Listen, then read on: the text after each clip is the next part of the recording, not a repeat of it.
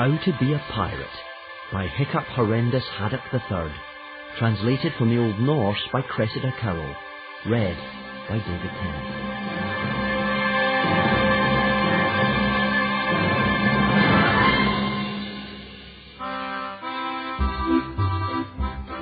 Polite warning.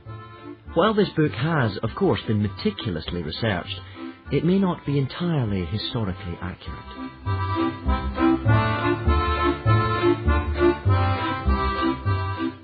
About the author. How to Be a Pirate is the second volume of Hiccup's memoirs. He is better known for his great work of natural history, Viking Dragons and Their Eggs. Other titles include Learning to Speak Dragonese, How to Sword Fight, and Mermaids and Other Monsters.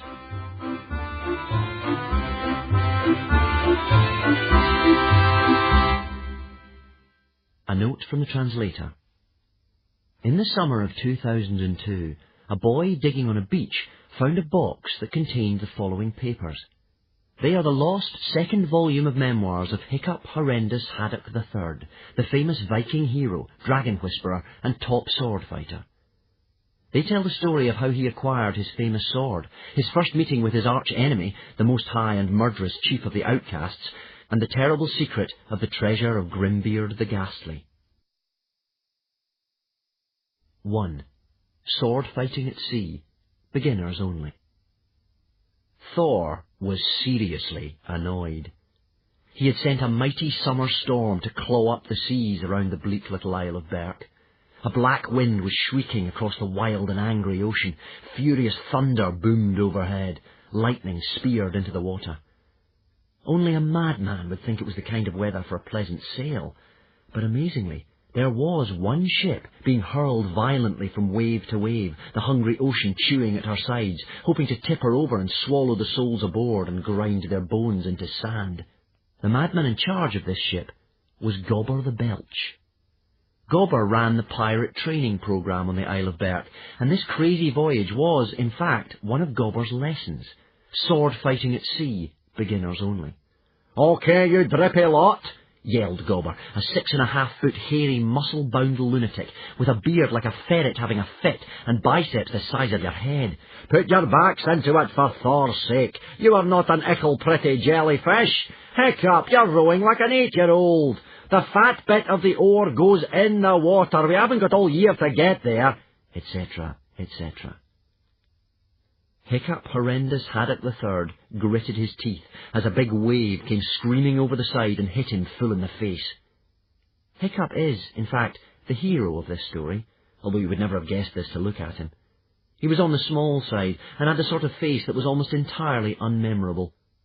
There were 12 other boys struggling with the oars of that ship, and practically all of them looked more like Viking heroes than Hiccup did. Wartyhog, for instance, was only 11, but he already had a fine crop of bubbling adolescent pimples and a personal odour problem. Dog's Breath could row as hard as anybody else with one hand, while picking his nose with the other. Snotlight was a natural leader. Clueless had ear hair. Hiccup was just absolutely average. The kind of unremarkable, skinny, freckled boy who was easy to overlook in a crowd. Beneath the rowing benches, 13 dragons were huddled, one for each boy. The dragon belonging to Hiccup was much, much smaller than the others. His name was Toothless, an emerald green common or garden dragon with enormous eyes and a sulky expression. He was whining to Hiccup in Dragonese. "These Vikings crazy. Toothless got salt in his wings. Toothless sitting in a big cold puddle. Toothless hungry. Feed me." He tugged at Hiccup's trousers. "Toothless need food now." Dragonese was the native tongue of the dragons. I have translated it into English for the benefit of those readers whose Dragonese is a bit rusty. Only Hiccup could understand this fascinating language. "I'm sorry, Toothless." Hiccup winced as the boat plunged maniacally downwards on the back of another monstrous wave. "But this is not a good moment." "Thor only knows," yelled Gobber, "how you useless lot got initiated into the tribe of the hairy hooligans. But you now face 4 tough years on the pirate training program before you can truly call yourselves Vikings." "Oh, great," thought Hiccup gloomily. "We will begin with the most important Viking skill of all, sword fighting at sea." Gobber grinned. "The rules of pirate sword fighting are, there are no rules. In this lesson, biting, gouging, scratching, and anything else particularly nasty all get you extra points. The first boy to call out 'I submit' shall be the loser." "Or we all drown," muttered Hiccup. "Whichever is the sooner." "Now," shouted Gobber, "I nominate the first boy as Dog's Breath the Durbrain. Who's going to fight him?" Dog's Breath the Durbrain grunted happily at the thought of spilling blood. Dog's Breath was a mindless thug of a boy, with hairy knuckles that practically grazed the ground as he walked, and mean little eyes, and a big ring in his flared nostrils made him look like a bristly boar with a bad character. "Who shall fight Dog's Breath?" repeated Gobber the Belch. 10 of the boys stuck their hands up with cries of, "Oo, sir, me, sir, please, sir, choose me, sir," wildly excited at the thought of being smooshed into a pulp by Dog's Breath the Durbrain. This was predictable. That's what most hooligans were like. But what was more surprising was that Hiccup also leapt to his feet, shouting, "I nominate myself, Hiccup Horrendous Haddock III." This was unusual, because while Hiccup was the only son of Chief Stoic the Vast, he was not what you might call naturally sporty. He was nearly as bad at Bashyball, Thugger, and all the other violent Viking games as his best friend Fishlegs. And Fishlegs had a squint, a limp, numerous allergies, and no coordination whatsoever. "What has got into you?" whispered Fishlegs. "Sit down, you lunatic. He'll murder you." "Don't worry, Fishlegs," said Hiccup. "I know what I'm doing here." "OK, Hiccup," boomed Gobber in surprise. "Get up here, boy, and show us what you're made of." "If I'm ever going to be chief of this tribe," whispered Hiccup to Fishlegs as he started taking off his jacket and buckling on his sword, "I'm going to have to be a hero at something." "Trust me," said Fishlegs, "this is not your thing. Clever ideas, yes. Talking to dragons, yes. But one-to-one combat with a brute like Dog's Breath, absolutely no, no, no." Hiccup ignored him. "The horrendous haddocks have always had a gift for sword fighting. I reckon it's in the blood. Look at my great-great-grandfather, Grimbeard the Ghastly, best sword fighter ever." "Yes, but have you ever done any sword fighting before?" asked Fishlegs. "Well, no," admitted Hiccup, "but I've read books on it. I know all the moves. The piercing lunge, the destroyer's defence, Grimbeard's grapple, and I've got this great new sword." The sword was, indeed, an excellent one. A swift-point scare-maker with go-faster stripes and a handle shaped like a hammerhead shark. "Besides," said Hiccup, "I'm never going to be in actual danger." The pirates in training practised with wooden cases on their swords. "Mollycoddling, we never did that in my day," was Gobber's opinion. However, it did mean the hooligan tribe ended up with more live pirates at the end of the programme. Fishlegs sighed. "OK, you madman. If you have to do this, keep looking in his eyes, keep your sword up at all times, and say a big prayer to Thor the Thunderer, because you're going to need all the help you can get."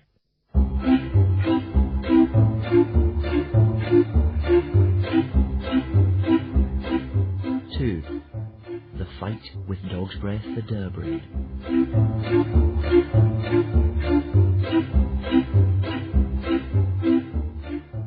Dog's Breath stood, pawing the deck in anticipation. "Kill him, Dog's Breath!" shouted Snot-Face Snotlout, Dog's Breath's friend and fellow bully. Snotlout loathed Hiccup. "I will," grinned Dog's Breath. "This'll be a massacre," hissed Dog's Breath's dragon Sea Slug, an ugly great gronkle with a pug nose and a mean temper. "My master will tear this Hiccup limb from limb and throw him to the gulls." Don't bet on it," said Toothless, without a lot of conviction, and he gave Sea Slug a sharp nip on the tail before scrambling for cover underneath one of the rowing benches. Hiccup edged forward towards the hulking figure of Dog's Breath, swallowing hard. He tried to remember what the hero's handbook had said about sword fighting an opponent much bigger than yourself. Something about ducking about, letting the enemy exhaust himself, using his own body weight against him. Don't let him catch you," advised Toothless, appearing for a moment from underneath the bench and then diving back into his hiding place, as Sea Slug lunged at him with a crunching crash of razor-sharp teeth. Hiccup stepped forward lightly and calmly, looking Dog's Breath straight in the mean, piggy little eyes. Dog's Breath grinned nastily at him and aimed a huge flailing swipe at his head. Hiccup ducked. "Yay, Hiccup!" cheered Fishlegs. "That's the way to do it!" Dog's Breath looked rather surprised. He swiped at Hiccup again, even more violently, and again Hiccup ducked. This time he was so quick about it that Dog's Breath staggered and nearly lost his footing. "Hiccup! Hiccup! Hiccup!" yelled most of the boys. Hiccup was popular with the other boys at the time because a month before he had single-handedly killed a sea dragon that threatened the whole tribe. See How to Train Your Dragon, the first volume of Hiccup's memoirs. Hiccup felt a little bubble of happiness somewhere inside him. This was great. Now Dog's Breath was getting cross. He snorted furiously and lunged forward straight at Hiccup's heart. Hiccup dodged nimbly out of the way and slipped on a slimy piece of the deck, and Dog's Breath reached out one meaty fist and grabbed Hiccup by the back of the shirt and caught him. This was not so great. "Okay," thought Hiccup, "so he's caught me. What do I do now, then?" Toothless burst out from underneath the bench and hovered for a second or two 3 inches from Hiccup's nose, shrieking, "Submit! Submit! Submit!" at the top of his voice before zooming back to safety. "I can't submit," said Hiccup indignantly. "I'm supposed to be this pirate hero. Pirates don't submit." "Oh, goody," said Dog's Breath happily, before whacking Hiccup briskly on the helmet a few times with his sword. Hiccup tried to stop him, but each time he was too slow to protect himself. "This is just embarrassing," thought Hiccup, as Dog's Breath's sword clanged off his helmet for the 3rd time. Time to try a few moves. He had a go at the destroyer's defence. He could see himself in his mind's eye, elegant, stylish. But when his brain tried to tell his arm what to do, his arm responded in this clumsy, fumbling way, and Dog's Breath grabbed hold of the fancy Swift-Point Scaremaker and threw it over the side into the ocean. There were hoots and jeers from the watching Vikings.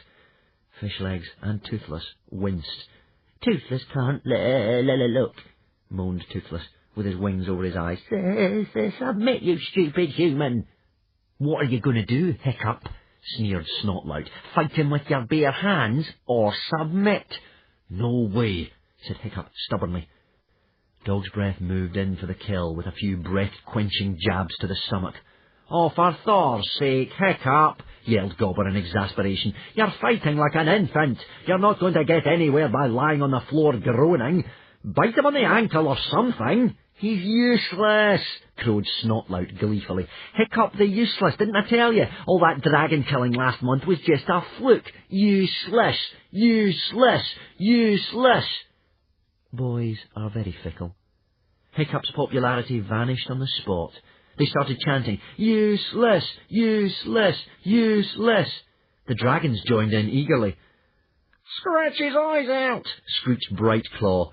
"Tear his wings off," howled Fireworm. "Submit," moaned Toothless. With a snort of satisfaction, Dog's Breath threw away his own sword and got down to the business he really enjoyed, hand-to-hand combat. Dog's Breath was an artist in his own sweet way. He liked to get the feel of his victim's flesh in his bare hands, like a sculptor with his clay. Dog's Breath began by sitting on Hiccup to the huge cheers of the rest of the boys. He followed this by scrunching Hiccup's face into the deck and twisting his ear at the same time. "Oh, suffering scallops," said Fishlegs, shutting his eyes. "I can't watch this." "You can still do it, Hiccup," he shouted. "Use his body weight against him." "And just how," inquired Hiccup out of one corner of his mashed mouth, "am I supposed to do that with him sitting on top of me?" While everybody was concentrating on watching this massacre, Snotlout sneakily picked up Dog's Breath's sword and removed the wooden case. "Submit, submit, submit," yelled Dog's Breath, gleefully bouncing up and down. "No," said Hiccup. "Maybe Ickle Hiccup is going to start crying," crowed Snotlout. "Useless, useless, useless," chanted the boys. Toothless emerged from beneath Wartyhog's bench. He looked left and right for any sign of sea slug, and there, only inches away, was Dog's Breath's gigantic quivering bottom. It was too tempting. Toothless unlocked his jaws as wide as they would go.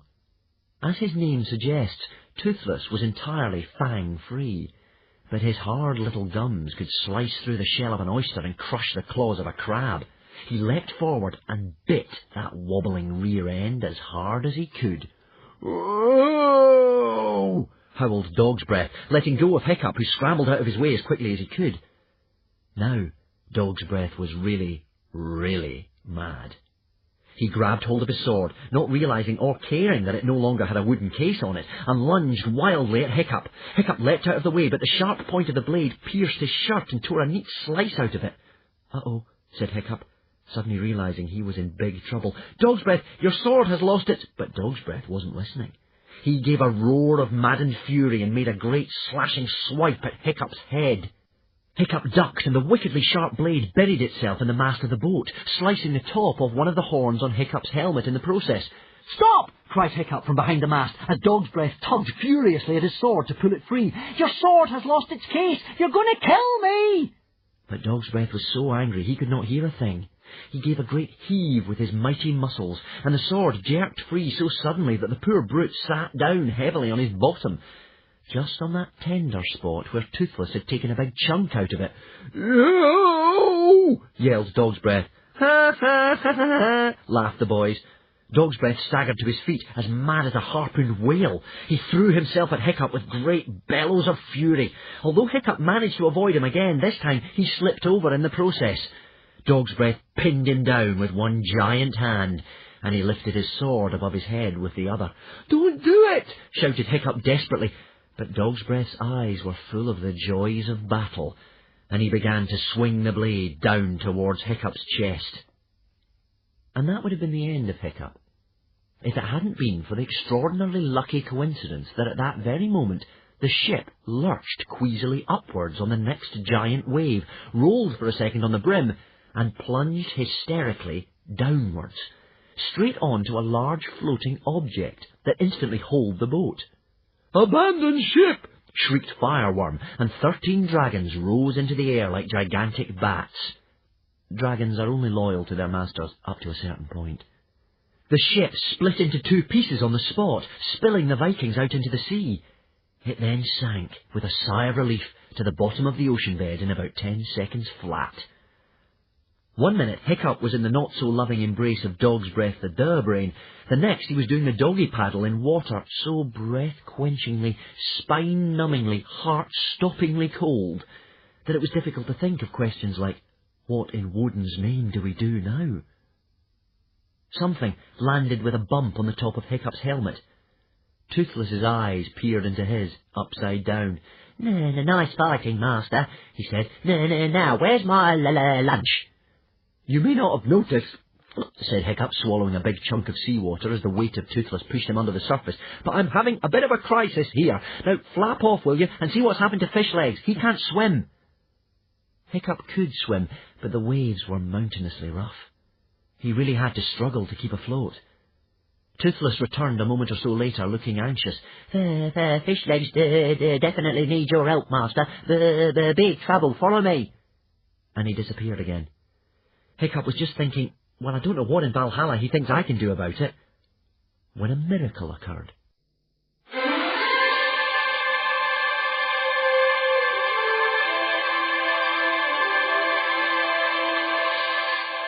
Three. A chance in a million.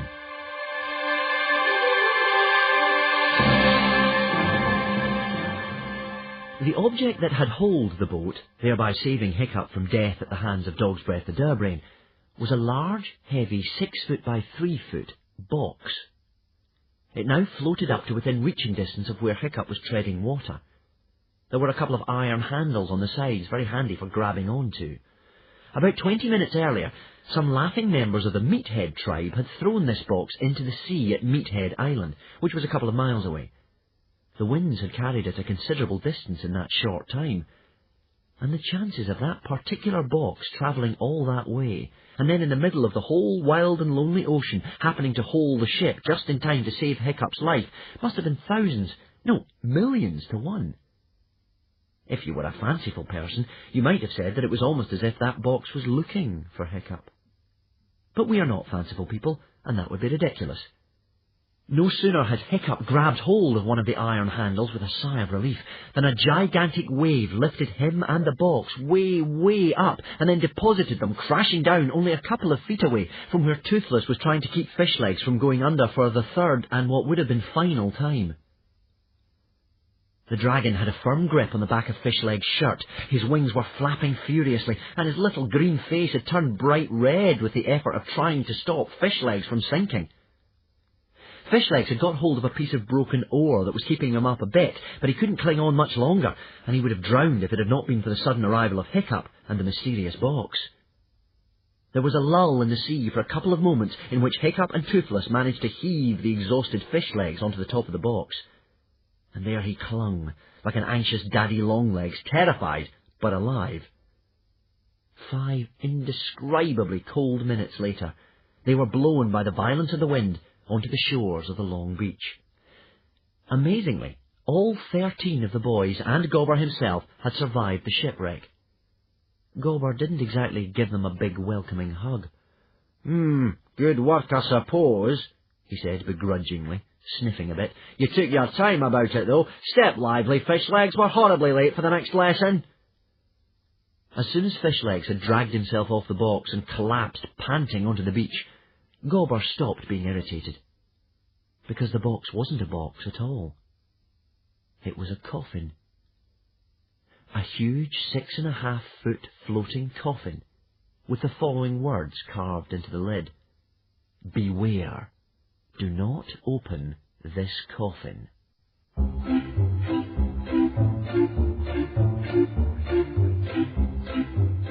4. Whose coffin is this anyway?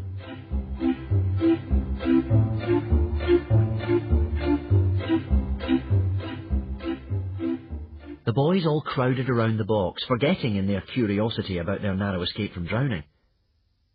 It's a coffin, sir. Yes, I can see that. Thank you, Warty Hog, snapped Gobber the Belch. The question is, whose? The answer was written right underneath the words, do not open this coffin, in letters scratched out with some kind of dagger, and stained with something that might once have been blood. Cursed be he who disturbs the remains of Grimbeard the Ghastly, the greatest pirate who ever struck terror into the inner isles. Hiccup felt a cold, clammy shiver run down his back, and he suddenly knew that something really bad was going to happen. Grimbeard the Ghastly had been Hiccup's own great-great-grandfather. The lost treasure of Grimbeard the Ghastly was a popular hooligan saga. It told of how Grimbeard had won a glorious treasure through his brilliance at piracy and sword fighting, a treasure that included his famous sword, the Stormblade. But after 20 years of glorious rule, Grimbeard had disappeared on a mysterious quest, and neither he nor the treasure were ever seen again.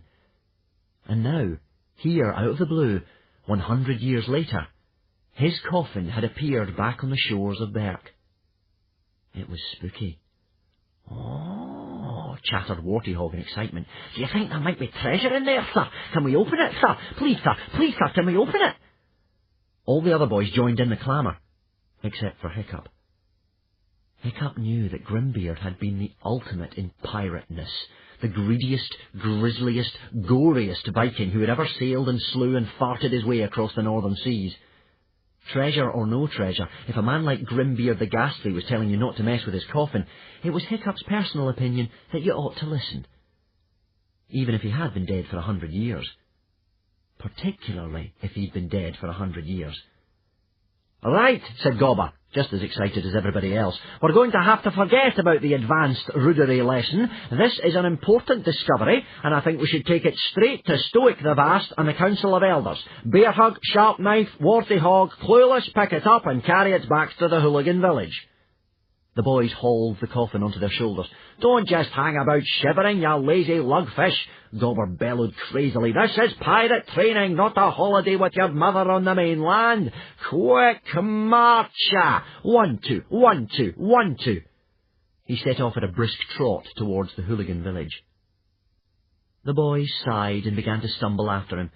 Snotlout and Dog's Breath the Durbrain sauntered over to Hiccup, who was sitting trying to catch his breath on a large rock, shivering violently. A shame that Dog's Breath was interrupted, sneered Snotlout. "Just when things were getting interesting, don't you think, Dog's Breath?" "Yeah," grinned Dog's Breath the Durbrain. "I reckon," said Snotlout, thoughtfully to the remaining boys, "that Hiccup must be the most pathetic sword fighter I have ever seen. Don't you think, guys? I mean, face it, Hiccup, somebody who fights like a granny with a back problem is never going to be chief of this tribe." "Oh, and so who is going to be chief of the tribe if Hiccup isn't?" asked Fishlegs, still lying spread-eagled on the sand in the exact position where he'd fallen off the coffin.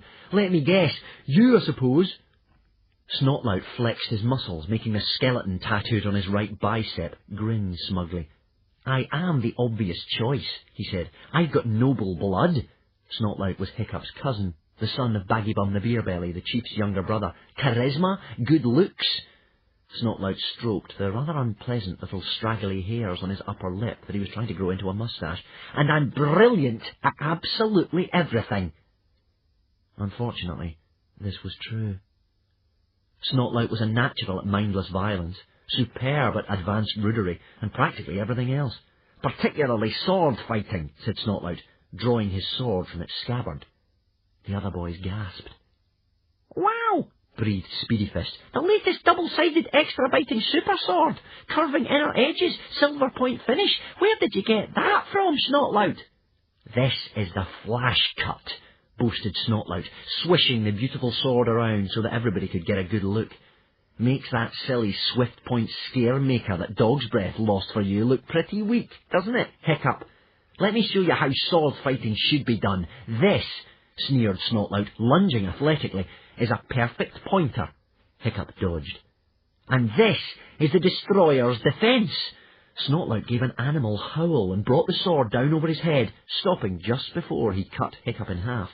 "And that," jeered Snotlout, slashing the flash cut expertly from side to side and then leaping forward suddenly, the sword ending up just inches away from Hiccup's heart. "That is a Grimbeard's grapple. But I expect a loser like you, who couldn't even beat a 3-year-old in nappies, hasn't even heard of moves like that." Hiccup said nothing.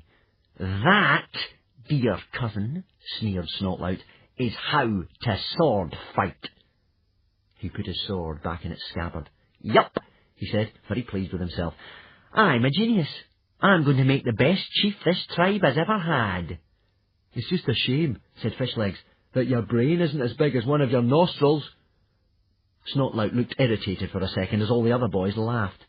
He grabbed Hiccup by the scruff of the neck and lifted him clear off the ground. Amazing how the wooden case to that sword fell off, wasn't it?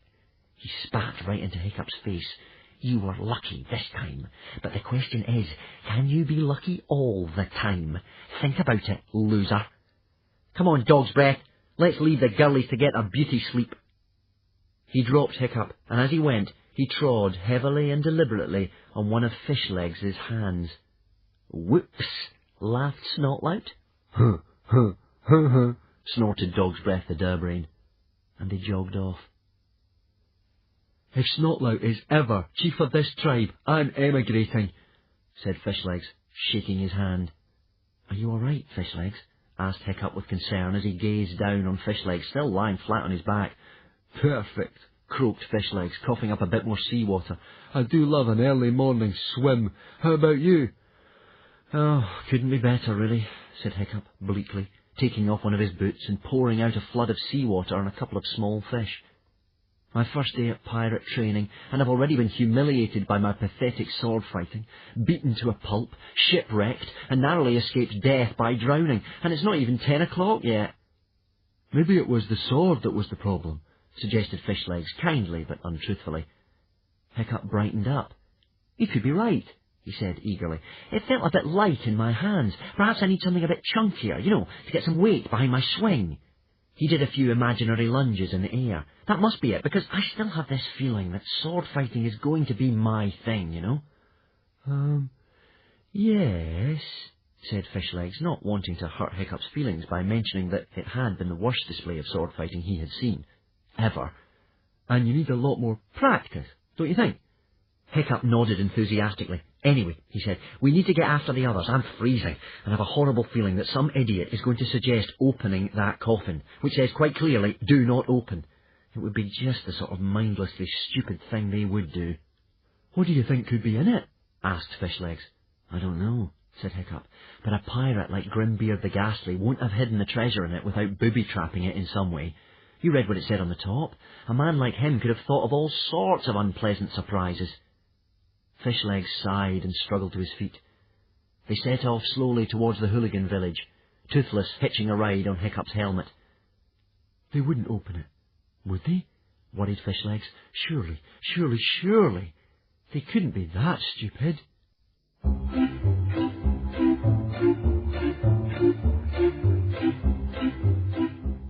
"5.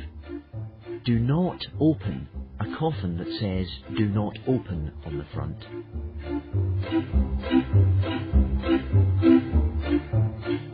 As soon as they got to the hooligan village, Hiccup and Fishlegs changed into dry-ish clothes. Berk was one of those damp places where clothes never really dried. They just became warm and wet, rather than cold and wet. They hurried as quickly as they could towards the Great Hall. By the time they got there, Stoic had called a big meeting of everybody, and the Great Hall was already packed to bursting with great hairy hooligans, jostling each other for a good view of the coffin, which had been placed on a table in front of the fire. Bit by bit, Hiccup and Fishlegs managed to wriggle their way through the crowd to the front. "Ah, Hiccup, there you are," said Hiccup's father, Stoic the Vast, absent-mindedly, as he consulted with the other elders in front of the coffin.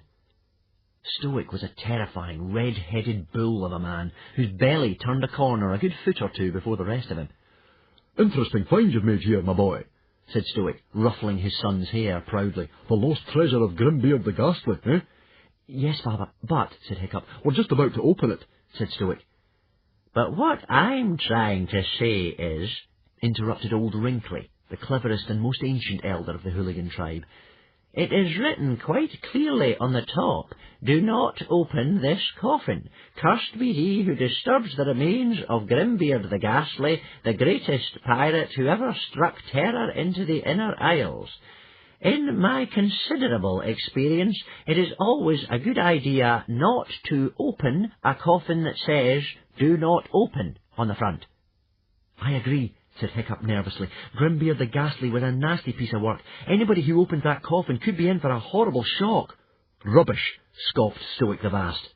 "A warning like that to put off grave robbers should not stay the hand of fearsome Vikings like ourselves. Shall we, who laugh in the face of death and spit in the eye of the great typhoon, quail at a simple curse to scare infants and old men?" Cries of "No," and "Not likely, governor." All those in favour of opening up the box and seeing whether the lost treasure of Grimbeard the Ghastly is inside, say aye. "Aye!" bellowed out every member of the hooligan tribe, except for Fishlegs, old Wrinkly, and Hiccup. "Run for your lives!" yelped Toothless, and hid in Hiccup's shirt. Fishlegs edged backwards into the crowd.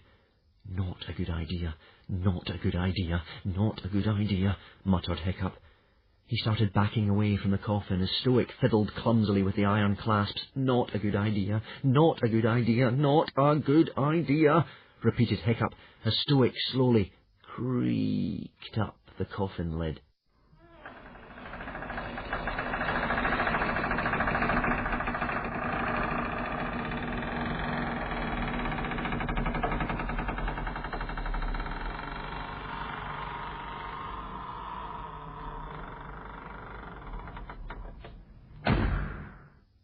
The coffin lid dropped open with a bang.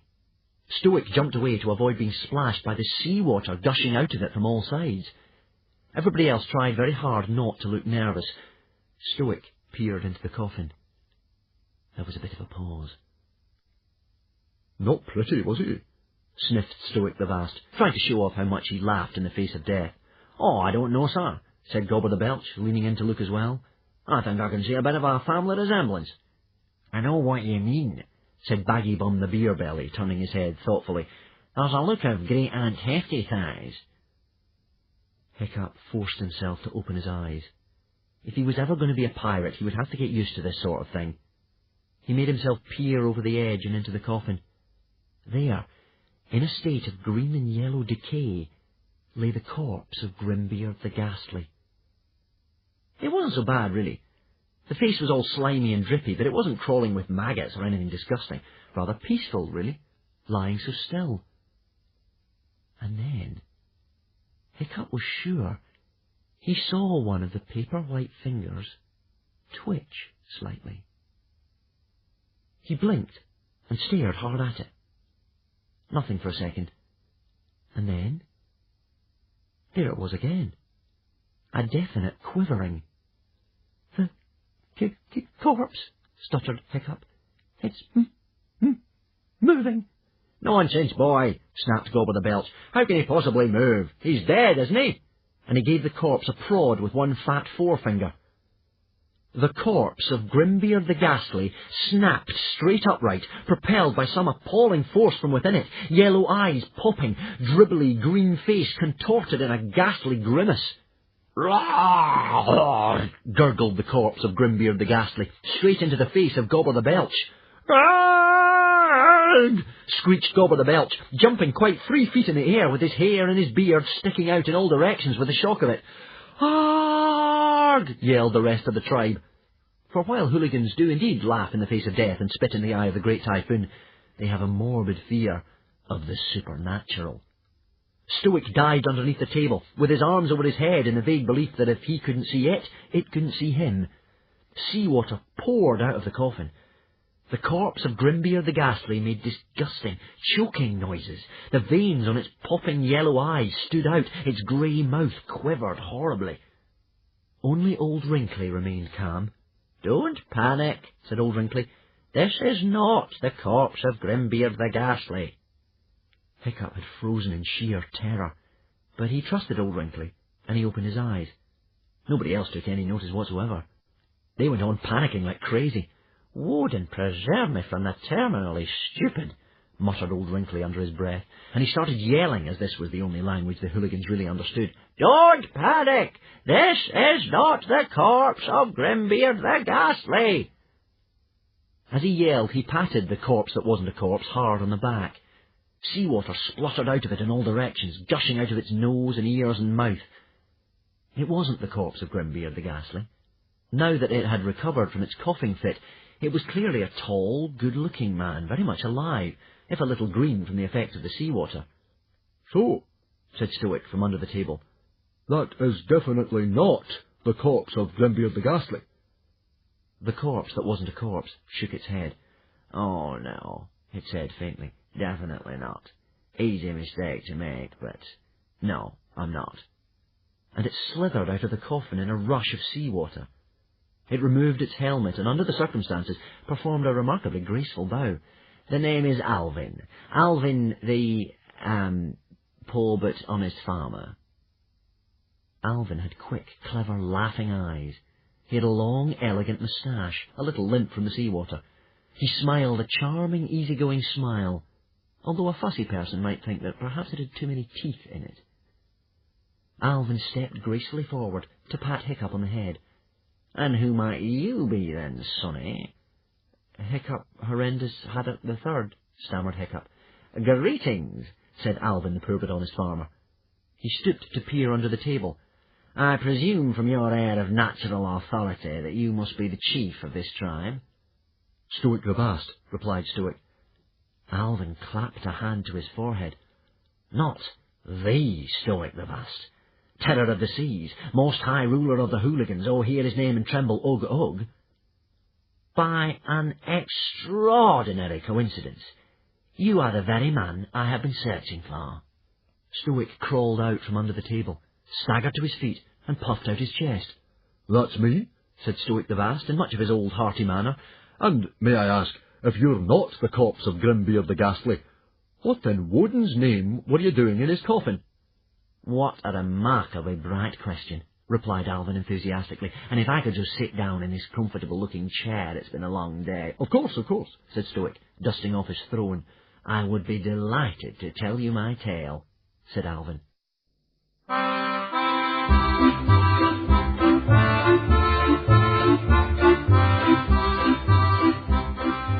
6.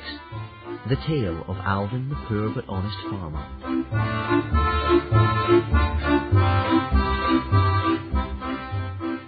The whole of the tribe of hairy hooligans sat round-eyed in silence as Alvin settled himself into Stoic's throne and told his tale. I was put in the coffin, began Alvin, by some very rude people who not only disbelieved the tale I am about to tell you, but also suspected me of being a common thief. They dumped me over the side of the arbour on their island with a lot of rude laughter. Meatheads, said Stoic knowledgeably. Were they led by a tall chap, one eye, bad breath, answers to the name of Mogadon? That does ring a bell, admitted Alvin. But how had you come across the coffin in the first place? Asked Stoic. I am a poor but honest farmer, said Alvin. And a long time ago in the peaceable country, far, far away, I was digging up some ground for, planting potatoes, when I came across this coffin, which just fell open in my hands. And when you opened this coffin, which says quite clearly, do not open on the front, asked Old Wrinkly thoughtfully, was there not some sort of surprise? You could say that, admitted Alvin, with a good-natured smile that perhaps did not quite reach his eyes.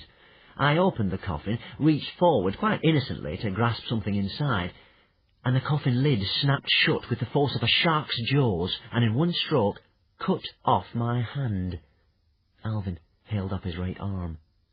There, where his hand should have been, emerging from his sleeve, was an iron claw. The hooligans gasped in horror. Dearie me, tutted Stoic. Bimmy-trapped. I do apologise for my great-grandfather. He did have a nasty sense of humour. Yes, said Alvin, smiling happily once more, but luckily us poor but honest farmers can take a joke. And this, he gestured to the claw, is very handy for opening up oysters. Now back to my tale. I was careful the next time I opened the coffin to dismantle the booby trap first, but there was no sign of any treasure inside, nor indeed the body of Grimbeard the Ghastly. What there was... The entire tribe of hairy hooligans leaned forward, eagerly, mouths open, eyes wide. Was this map and this riddle. Alvin reached into his breast pocket and held up the map and the riddle for everybody to see. Oh, said Stoic, very disappointed. No Grimbeard, no treasure, no Stormblade, just 2 little pieces of paper. Ah, but Stoic, said Alvin craftily, these 2 little pieces of paper will lead us to Grimbeard's treasure. Us? Said Old Wrinkly. Something is puzzling me. You have the riddle, you have the map. Why didn't you just go and find the treasure yourself? Why did you come here to us? But that would be dishonest, said Alvin virtuously. We all know the saga of the lost treasure of Grimbeard the Ghastly. This treasure belongs to you, his descendants. Besides, there's the little matter of the riddle. The riddle makes it clear that this treasure cannot be found by just anybody. Alvin cleared his throat. Dare you brave the watery grave, the death's head prick of fire and sleep? If you dare, you are my heir, for my heir's beast shall sniff it there, and he shall tell me underground, am I lost or am I found? So you see, said Alvin, it seems only the heir to Grimbeard the Ghastly can find the treasure, and only his beast can sniff it out. I assume by beast he means dragon. Dragons were excellent sniffers and finders of treasure. A good dragon could sniff out gold and precious metals even when they were buried some way below ground. And I couldn't possibly find this treasure myself, said Alvin, because I don't have a way with dragons. They just don't like me. I don't know what it is. Anyway, I wonder if any of you have any idea of where the riddle is talking about. You, for instance, Stoic, with your quick and lively brain. Stoic struggled to look intelligent. That's a hard one. Hiccup looked at the map. Don't you think the Death's Head might be talking about the Isle of Scullions, Father? Suggested Hiccup. A Death's Head is a skull, after all. Of course, boomed Stoic. The Isle of the Scullions. That'll be where it is. The Isle of the Scullions was a small island off the west coast of Berk that formed the shape of a skull and crossbones. It was this shape that Grimbeard had adopted for his flag, and most famously his helmet. So this island here is the Isle of the Scullions, is it? Purred Alvin gleefully, pointing at the map. And that's where we'll find our treasure. To Alvin's surprise, the hooligans started laughing. Oh, there's no question of finding the treasure if it's on the Isle of the Scullions, said Stoic cheerfully. Nobody has ever returned from the Isle of the Scullions alive. Hiccup, you're the expert on dragons. You explain to Alvin about scullions. Viking dragons and their eggs. The scullion. The scullion is a dragon standing about 10 feet tall. It has lost the power of flight, eyesight and hearing, but its sense of smell is phenomenal, and it will eat anything it comes across. This animal is untrainable and very, very dangerous. Statistics. Colours, black and purple. Armed with, terrifying teeth, claws, etc. Score 9. Radar, yes, also strong sense of smell. Score 7. Poison, none. Score 0. Hunting ability, you don't want to be the prey. Score 9. Speed, very, very fast. Score 9. Fear and fight factor, nasty, unprecedented savagery. But you do have a chance, because he can't see or hear. Score 8 or 9. Total score, 42 or 43. The scullion, said Hiccup, always delighted to be asked a natural history question, is a very rare, very savage species of flightless dragon. Despite being blind and very nearly deaf, it is one of the most fearsome predators of all dragons, hunting in packs, using a highly developed sense of smell alone. Okay, said Stoic hurriedly. We get the picture. It has this one extra long, super sharp claw, continued Hiccup, with which it disables its victims by cutting the Achilles tendon at the back of their heels, leaving them unable to walk. It then eats them alive. Not very nice. Ah, said Alvin. I see the problem, but I am sure a man as clever as you, Stoic, will be able to lead a quest to the Isle of the Scullions to find this treasure nonetheless. A quest to the Isle of the Scullions would be total madness, said Old Wrinkly firmly. Grimbeard's sword, the Stormblade, will be part of this treasure, wheedled Alvin. And if you held the Stormblade, the name of Hooligan would be feared again throughout the barbarian world. Stoic stroked his beard thoughtfully. And you, Stoic, cooed Alvin, picture yourself with diamonds sprinkled in your beard, a golden breastplate, the Stormblade flaming terribly in one hand, bracelets for those handsome wrists of yours. I can see you already, Mogadon kneeling humbly before you. What a vision you will be! Stoic sucked in his belly and flexed his muscles. He'd always secretly fancied himself in a pair of earrings. I'll do it, he yelled. Fellow hooligans, he bellowed, I shall lead you on a quest to find the treasure of our ancestors. But it's insane, cried Hiccup. Anyone who sets one toe on that island will be eaten alive in moments. It's suicide to even think of it. Everyone was cheering too hard to listen to Hiccup. Glory and riches shall be ours, beamed Stoic, patting Alvin painfully hard on the back. Oh, here we go, moaned Hiccup to himself. Learning to speak Dragonese. Dragonese is punctuated by shrill shrieks and popping noises and sounds most extraordinary when spoken by a human. The word pishu, for example, is pronounced very like a sneeze. More common dragon phrases. Pishu na munch munch di meow meow. Please do not eat the cat. Who di chuck it up in di jim jams di papa? Who has been sick in my father's pyjamas? Parker di boti. 460 wooden or me do di girly boohoo. Sit for Woden's sake before I burst into tears. To big dragons. Me wobble the guts big time. I am very poisonous. 7. Practicing sword fighting and sniffing for treasure. In Hiccup's opinion, everything went wrong from the moment Alvin the poor but honest farmer was let out of the coffin. It wasn't Alvin's fault, of course. He was a most entertaining and enjoyable companion. He made the women blush by praising their muscles and their fat yellow plaits. He made the men laugh with hilarious farty jokes and impressions of Mogadon the meathead. He made the children adore him by telling stories of the trickeries and battles of long-dead heroes. Hiccup liked him too. Alvin came across Hiccup one day practicing his sword fighting for the second depressing hour in a row. Hiccup was trying to do the Grimbeard's grapple and failing miserably every time. Stoic had given him a new sword to replace the Scaremaker, an impressively large and heavy one called a stretcher point. Got a lot of length to it, my boy, Stoic had said. It'll make up for your shortness of arm, give you a better reach. But Hiccup had difficulty keeping it steady, and when he got to the lunge at the end, he tended to fall over. He had just got up and wearily picked up the stretcher point for another go, when Alvin the poor but honest farmer suddenly appeared right behind him and said, "Hiccup, isn't it?"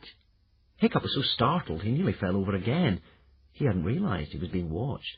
"You're the heir to Stoic the Vast, aren't you?" smiled Alvin. Hiccup sighed. "Well, I hope so," he said. "That's the general idea, anyway. But unless I get better at this sword fighting, I'm never going to be anybody's heir. I'm hopeless at it." "No, no," said Alvin reassuringly. "You've got natural ability, I can see that. You just need a little coaching, that's all. Let me show you." Alvin carefully put his helmet by the side of the ferns for safekeeping. Hiccup watched, fascinated, as he untwisted the claw attached to his right arm. In its place he fixed a sword-holder mechanism.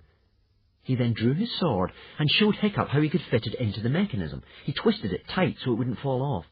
"A clever little contraption I designed myself," said Alvin. "I think I even fight better now than I did before the accident." He twirled his moustache and demonstrated the grapple himself. "You see," said Alvin, "the weight should be kept on the left foot." Hiccup followed him carefully and fell over again. "Bravo!" clapped Alvin to Hiccup's surprise. "But I fell over again," said Hiccup. "But with such style," said Alvin. "You can't teach that. It's in the blood." Alvin picked up his helmet again. He made a grimace as he put it back on his head. He took it off again and peered inside.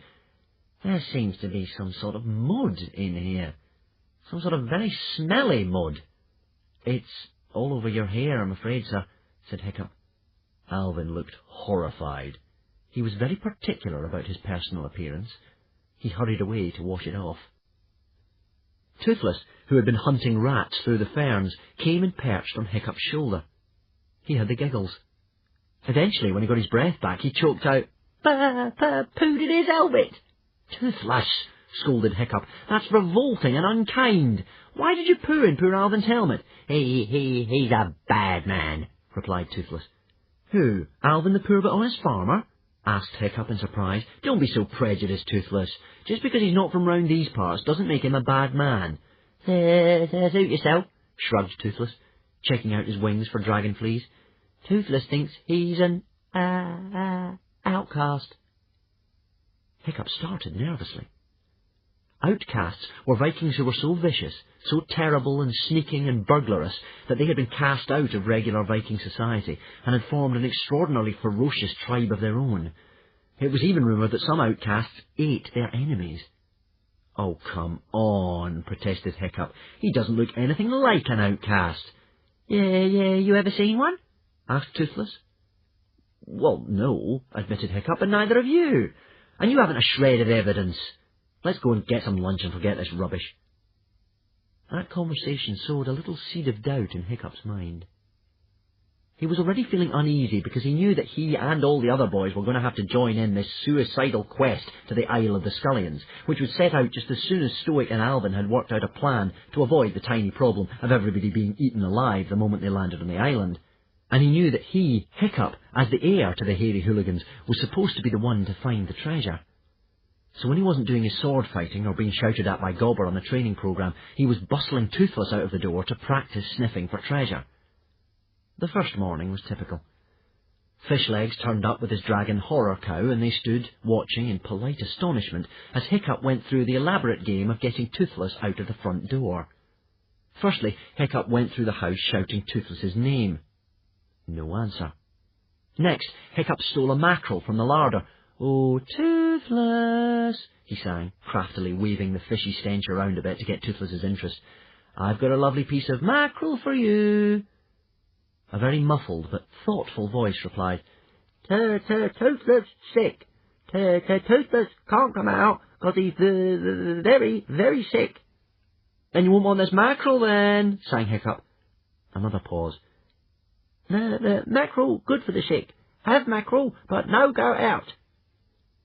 Hiccup had worked out where the voice was coming from. He peered up the chimney, and there was Toothless, hanging upside down in a cloud of smoke. "No, Toothless," said Hiccup in his firmest voice. "You have the mackerel, you have to go out. That's the deal, and you have to promise." "Okay then," said Toothless, flapping out of the chimney. "Toothless promise." Hiccup held out the mackerel. With a shriek of Toothless crossed his claws, Toothless grabbed the fish, pushed Hiccup heavily in the chest, and disappeared at high speed into the other room, leaving Hiccup to topple over into the fireplace in a cloud of ash. It didn't take long for Hiccup to find him again. A telltale drift of bluey-grey smoke was curling out from the end of Stoic's bed. Hiccup tiptoed up and dragged him out from under the bedclothes. With a squawk of outrage, Toothless grabbed hold of one of the bed knobs in his powerful jaws. Hiccup got him by the tail and pulled. "Come on, Toothless," said Hiccup. "Time for sniffing practice." He tickled Toothless under one wing. Toothless wriggled a bit, going red in the face. Hiccup tickled him under the other.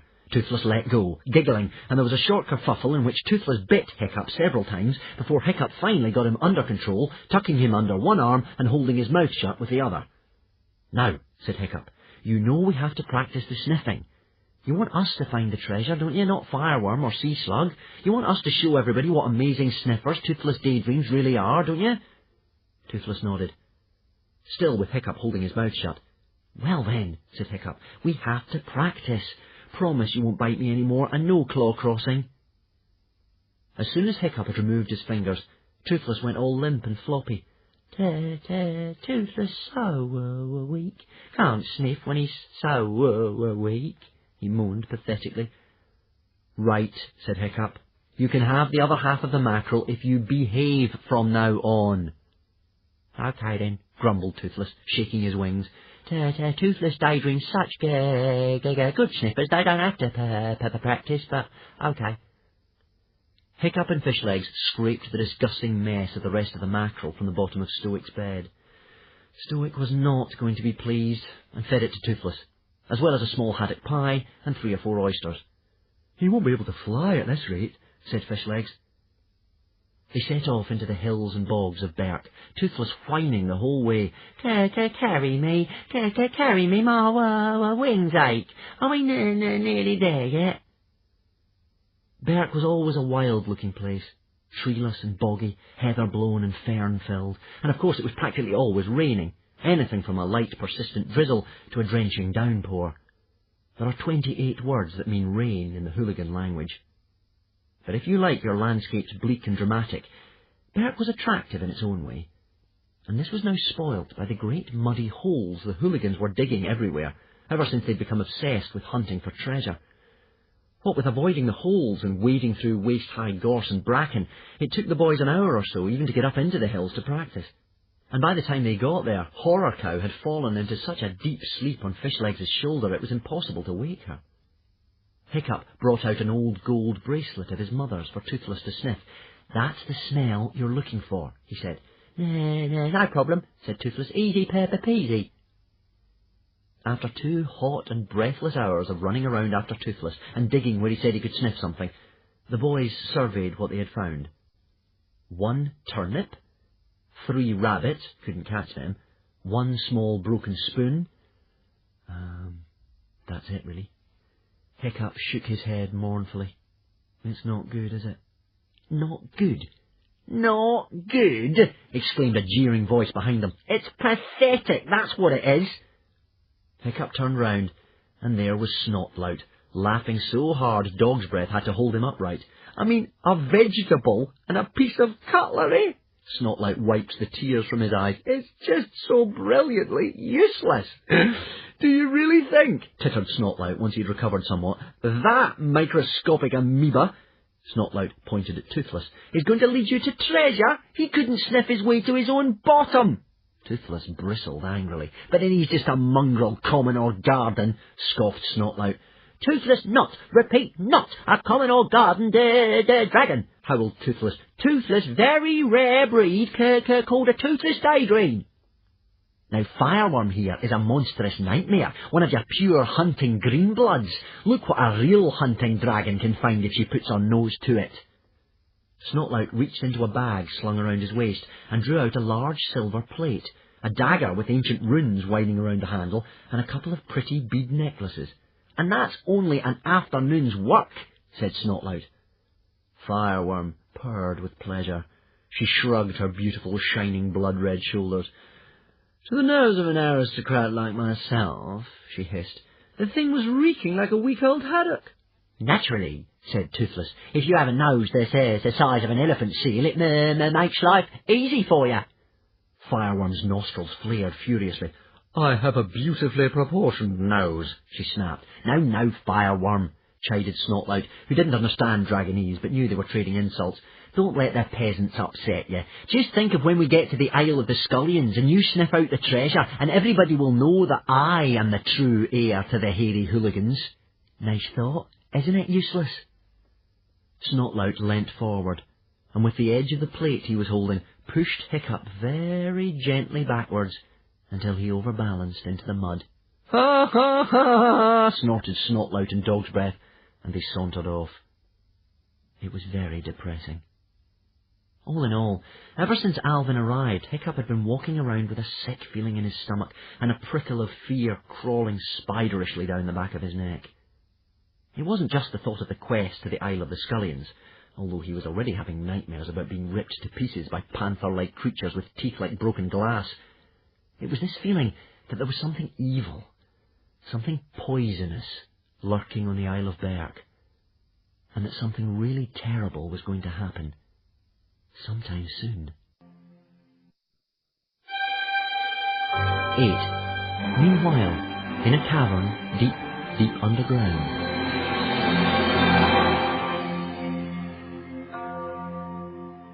Meanwhile, in a cavern deep underground, a small deadly nadder was crying for its mother. It had wandered away from its home in the cosy tunnels of the dragon nursery and lost itself in the maze of the Caliban caves below.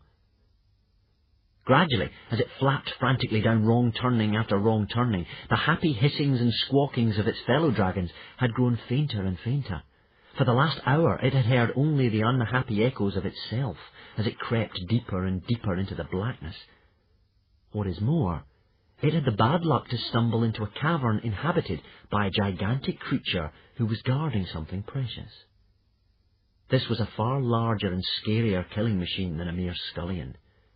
It was at least 100 years old, and living for a century in such gloomy depths had done very little for its soul or its brain. It was lonely and bitter, and had a longing for the light which it had never seen. But most of all, it was permanently hungry. The little nadder cried for its mother again and hopped a bit farther forward.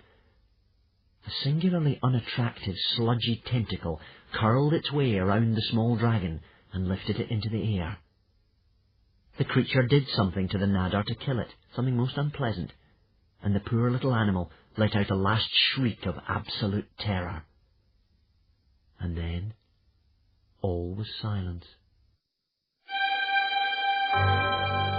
9. The advanced rudery lesson is interrupted.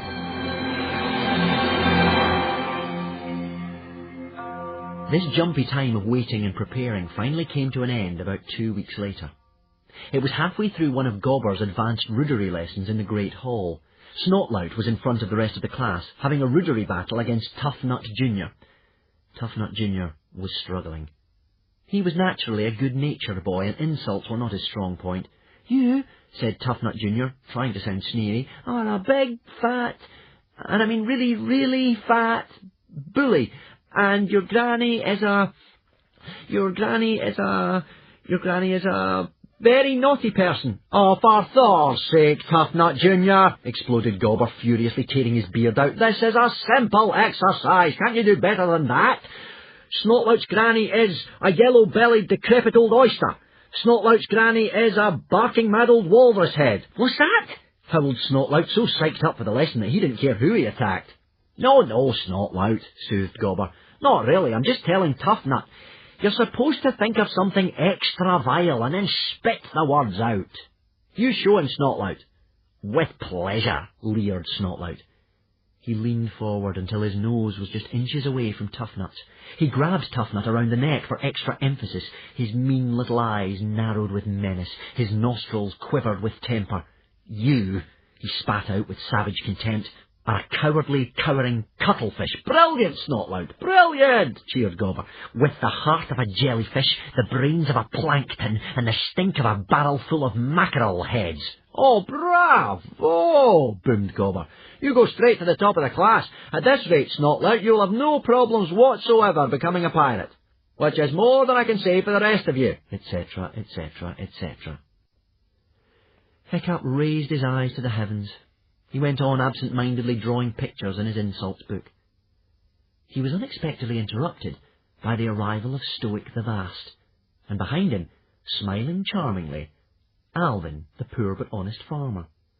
"I apologise for disturbing your lesson, Gobber," beamed Stoic.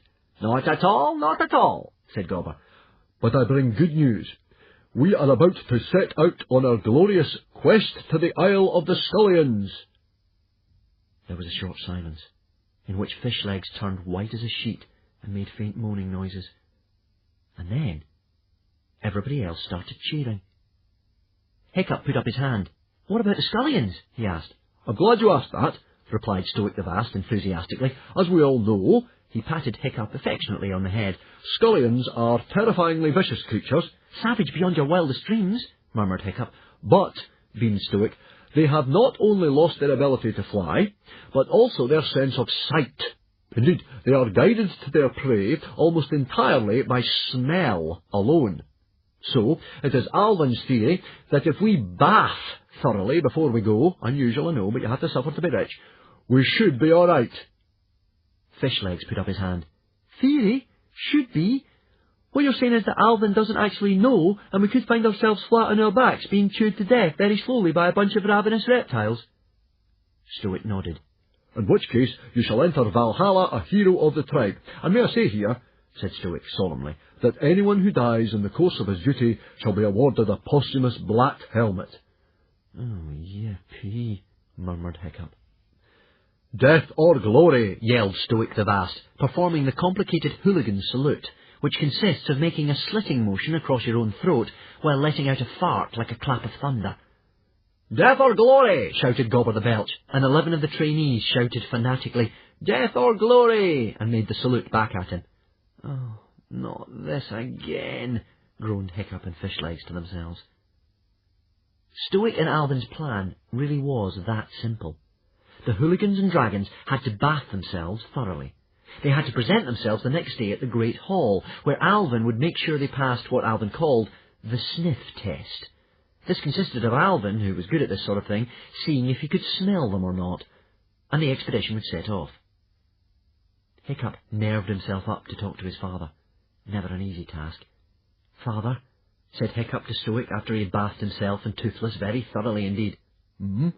replied Stoic absent-mindedly. He was attempting to dry off his own dragon, Newt's Breath, in front of the fire. Newt's Breath was an acne-covered sludge-green gronkel the size of a small lion. He loathed water. It had taken Stoic 40 minutes to catch him and dump him in the tub. Now he made a furious lunge at Stoic, grabbing his left forearm between his massive jaws. Stoic laughed merrily and gave him a sharp whack on the nose with a scrubbing brush. Now, Newt's Breath," chided Stoic, "don't be grumpy." "I'm worried," continued Hiccup, "that we may be setting out on the wrong quest. Do you really think we should be looking for treasure? We're quite happy and peaceful enough without all that money." Stoic ruffled Hiccup's hair affectionately. "Don't you see," said Stoic excitedly, "you are going to be the one to find this treasure. That's what the riddle said. Only the true heir can find it. It has troubled me for some time that Baggy Bum and Snotlout might have their eyes on your throne. When you find the treasure, it will silence them forever. I'm doing this as much for you as for the gold and the glory, although I do see myself in a pair of fancy earrings, I must admit." "But what if I don't find the treasure?" asked Hiccup. But Stoic wasn't listening. He had stomped off to get ready. "Oh, bother," said Hiccup.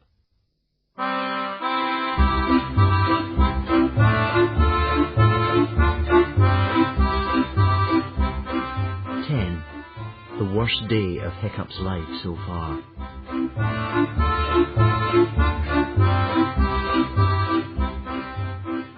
At dawn on the day of the quest, Hiccup got dressed very reluctantly indeed. He buckled on the sword his father had given him, hoping that it wouldn't get in the way too much. He slung a spade and a sling across his back, where he normally might have carried a bow and arrow. He was so nervous he couldn't eat his porridge. He finally managed to drag Toothless out of bed and set off towards Hooligan Harbour, where everybody was meeting. Toothless sat on his shoulder, angrily rubbing sleep out of his eyes with one wing. Toothless don't want to go on quest, he complained. It's stupid, it's silly, it's dangerous. Hiccup could not have agreed with him more, but all he said was, "You're going to be all right. You've got wings. Any scullions attack you and you just fly away." "Yes, but Toothless don't like the sight of the blood," whined Toothless. "You get torn to pieces and Toothless feels as they're sick." "We all have our problems," snapped Hiccup crossly. Fishlegs was already at the harbour, looking furious. His dragon horror cow sat at his feet, chewing quietly. All the other boys were milling about, their dragons fighting each other or flapping over their heads. Everybody was thoroughly overexcited, despite the very real prospect of being eaten alive. "Who do you reckon would win if a scullion was to fight a bloody crocodile in one-to-one combat?" chatted Wartyhog. "Oh, the scullion would win every time," replied Clueless. "No question. My father says the scullion is one of the most vicious creatures on the planet. Just whip out that famous extra-long claw and swipe. It'd be good night, Crocodile." "Ah," said Wartyhog craftily, "but what if the scullion had one paw tied behind its back? Who would win then?"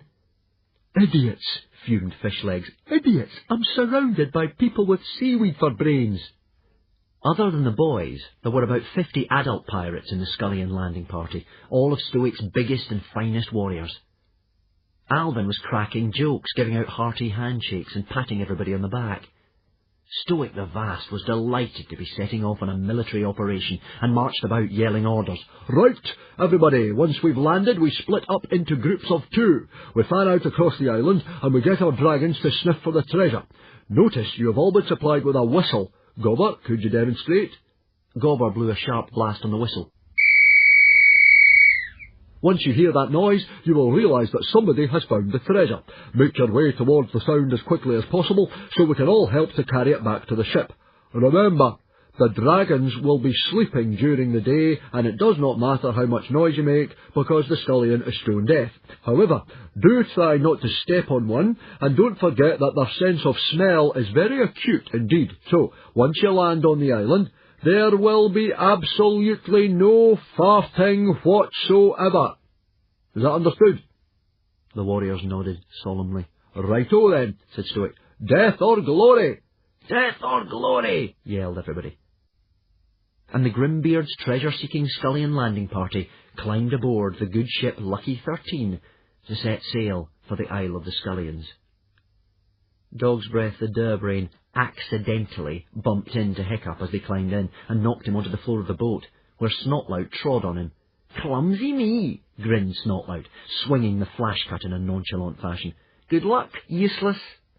Lucky 13 set off slowly from the harbour through an ominous thick fog hanging heavily over the whole of the inner isles. It was difficult to see more than 6 feet ahead. After 3 or 4 hours, they caught sight of the Isle of the Scullions, looming spookily through the mist.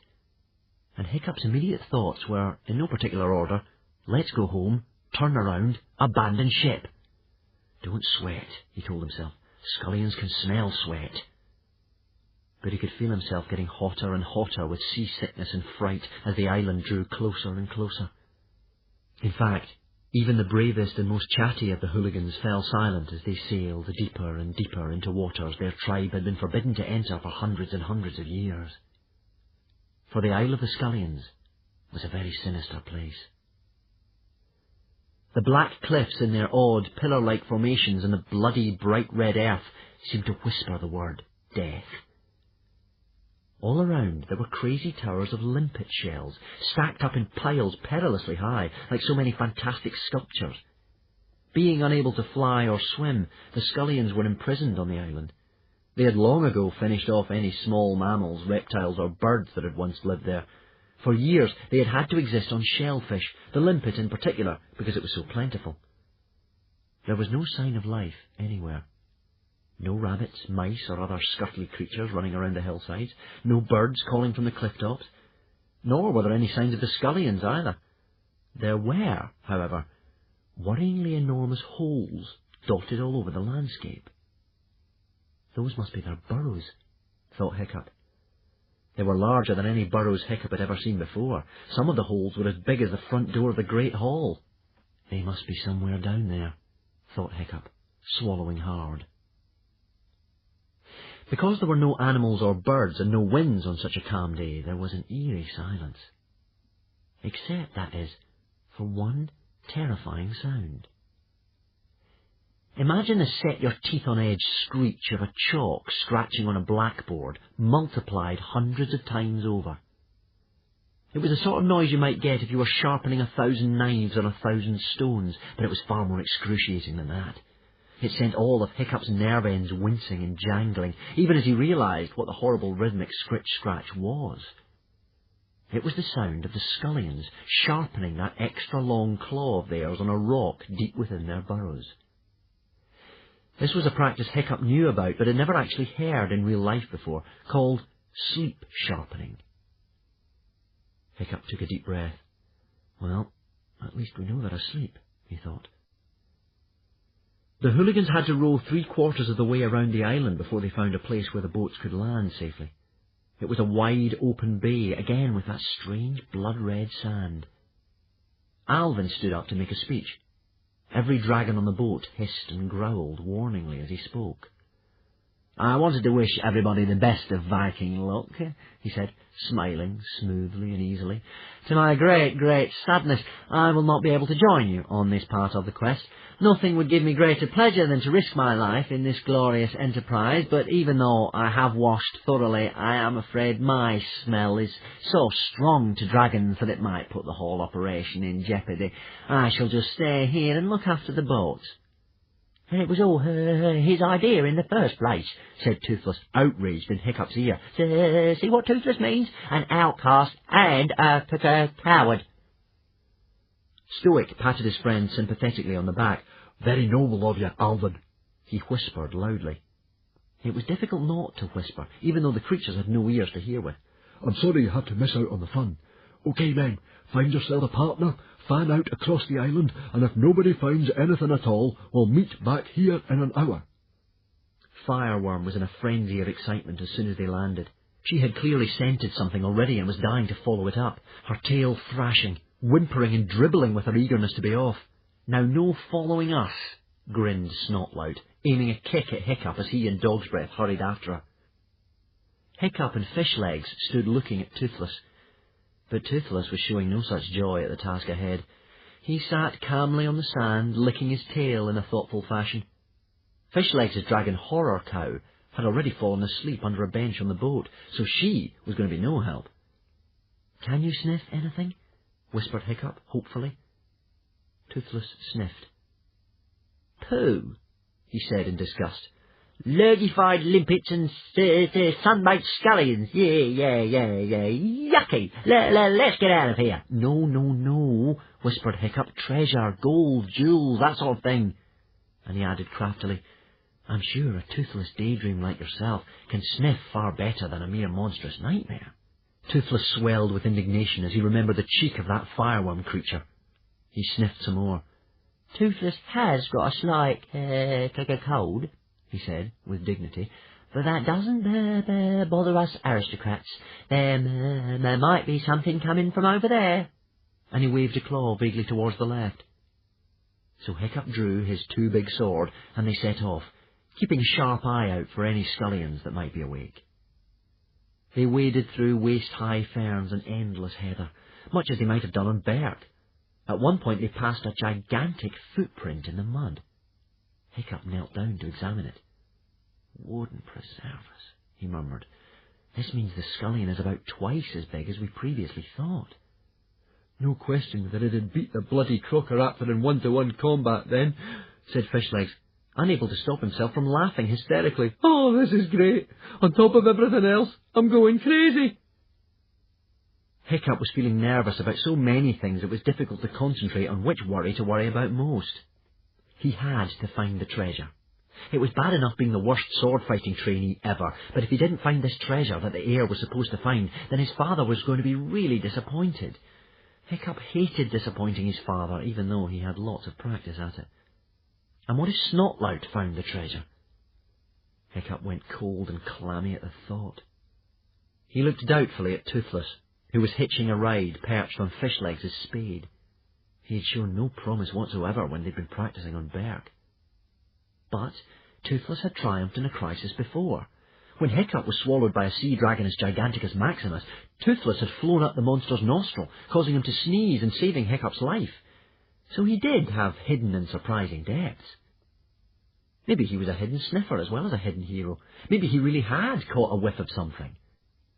Maybe. Toothless thoughtfully picked his nose, examined the bogey on the end of one talon, and swallowed it. He suddenly flapped off the spade and started leading the little procession in a worryingly aimless fashion. At one point he led them in a pointless circle. At another, Hiccup stopped him in the nick of time before he woke up all the scullions by doing a poo. Finally, he settled on a small grassy patch at the top of a little hill. He sat down and scratched his ear. Could be here, he said, absent-mindedly. Hiccup's heart beat a little quicker. Here? He asked. Toothless nodded in an offhand way. The boys took out their spades and, forgetting about the scullions in their excitement, started to dig. After about 10 minutes of shoveling, they hit on an underground cache of limpet shells. Frittering Freya, said Fishlegs, these scullions eat a lot of limpets. I bet this whole hill is made out of limpets. I bet this whole island is made out of limpets. Hiccup's spade hit on something hard and large and heavy just below the surface. Hiccup held his breath. He prodded again. Yes, it was definitely hard and heavy. I think I've got something here, he whispered. Toothless leapt up and down in excitement. Treasure! Treasure! He chanted. You're going to be a hero, and Toothless, the hero's dragon. You're going to be... Hiccup reached down, caught an edge of the hard object, and struggling with both hands, pulled out of the earth the most gigantic limpet shell anyone had ever seen. At exactly the same moment as Hiccup sat down, suddenly gazing at the limpet, there was the faint, clear sound of a whistle being blown not far away. Useless, said Hiccup, staring at the limpet. I really am useless. This is the second time the gods have sent me a sign. The first time they sent me a minuscule dragon 3 times smaller than anyone else's. Thank you, said Toothless, staring down into the hole. Don't understand it. Really did smell my metal. This time they send me a gigantic limpet.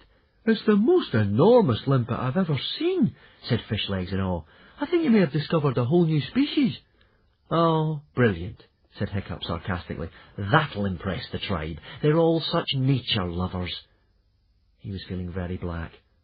A limpet, said Hiccup, however big it is only ever a limpet. It's not treasure, is it? I never heard of a saga where the hero discovers a new type of mollusk. Meanwhile, Hiccup continued, I hear that the real heir to the hairy hooligan tribe has found the treasure. Please, don't let it be Snotlout. Hiccup repeated this to himself over and over again as they trudged towards the continuous noise of the whistle. Please don't let it be Snotlout. Please don't let it be Snotlout. Please, please, please don't let it be Snotlout.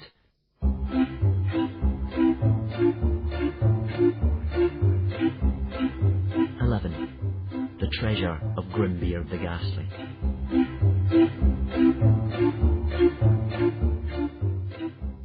Of course it was Snotlout who had found the treasure.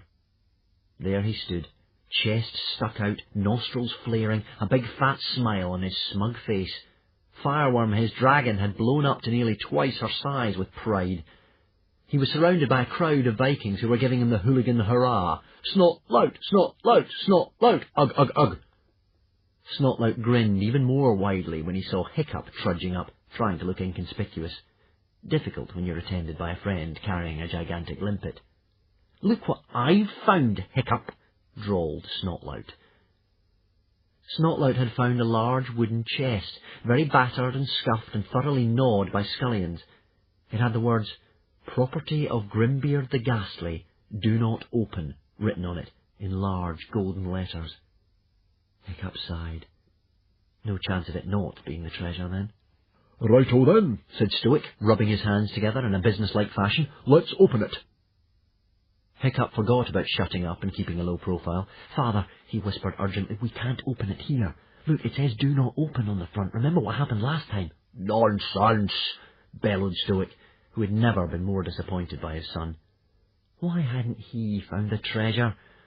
What was his odd-looking friend doing carrying that ridiculously large shell? Now Baggybum was going to start suggesting that Snotlout was the rightful heir to the tribe, and then Stoic would have to shut him up by fighting him, and it was all Hiccup's fault. Of course we open it now. What's the point of looking for treasure if you can't open the box when you find it? Please, pleaded Hiccup. You don't think a cunning old pirate like Grimbeard the Ghastly is going to leave a box lying around without there being some sort of trick to it? It'll be booby-trapped. Look what happened when Alvin opened the coffin in the first place. It chopped off his hand. And then when we opened it later, everybody nearly died of fright. Stoic finally lost his temper with his son. Who is in charge here anyway? He roared. I am the chief of the hairy hooligans, not you, you small boy. Hiccup flinched. Those were coincidences, not booby traps. And I am not going to lug a great heavy box like this one all the way home only to find it's full of stones. Stoic's eyes were already bright with a strange, greedy light that Hiccup had never seen before. Good point, Chief, said Gobber the Belch. May I? Gobber swung his axe way over his head and brought it down on the chains wrapped around the box, snapping them in two. Snotlout should open it, as he found it, said Baggybum the Beerbelly. Stoic sighed. Okay then, he said. Snotlout proudly stepped forward. This was his big moment. He shot a nasty look at Hiccup. Not a good idea. Not a good idea. Not a good idea, said Hiccup and Fishlegs to themselves as Snotlout reached out tattooed, muscly arms towards the box. Not a good idea. No, not a good idea. Not a good idea, said Toothless, closing his eyes as Snotlout slowly lifted up the lid.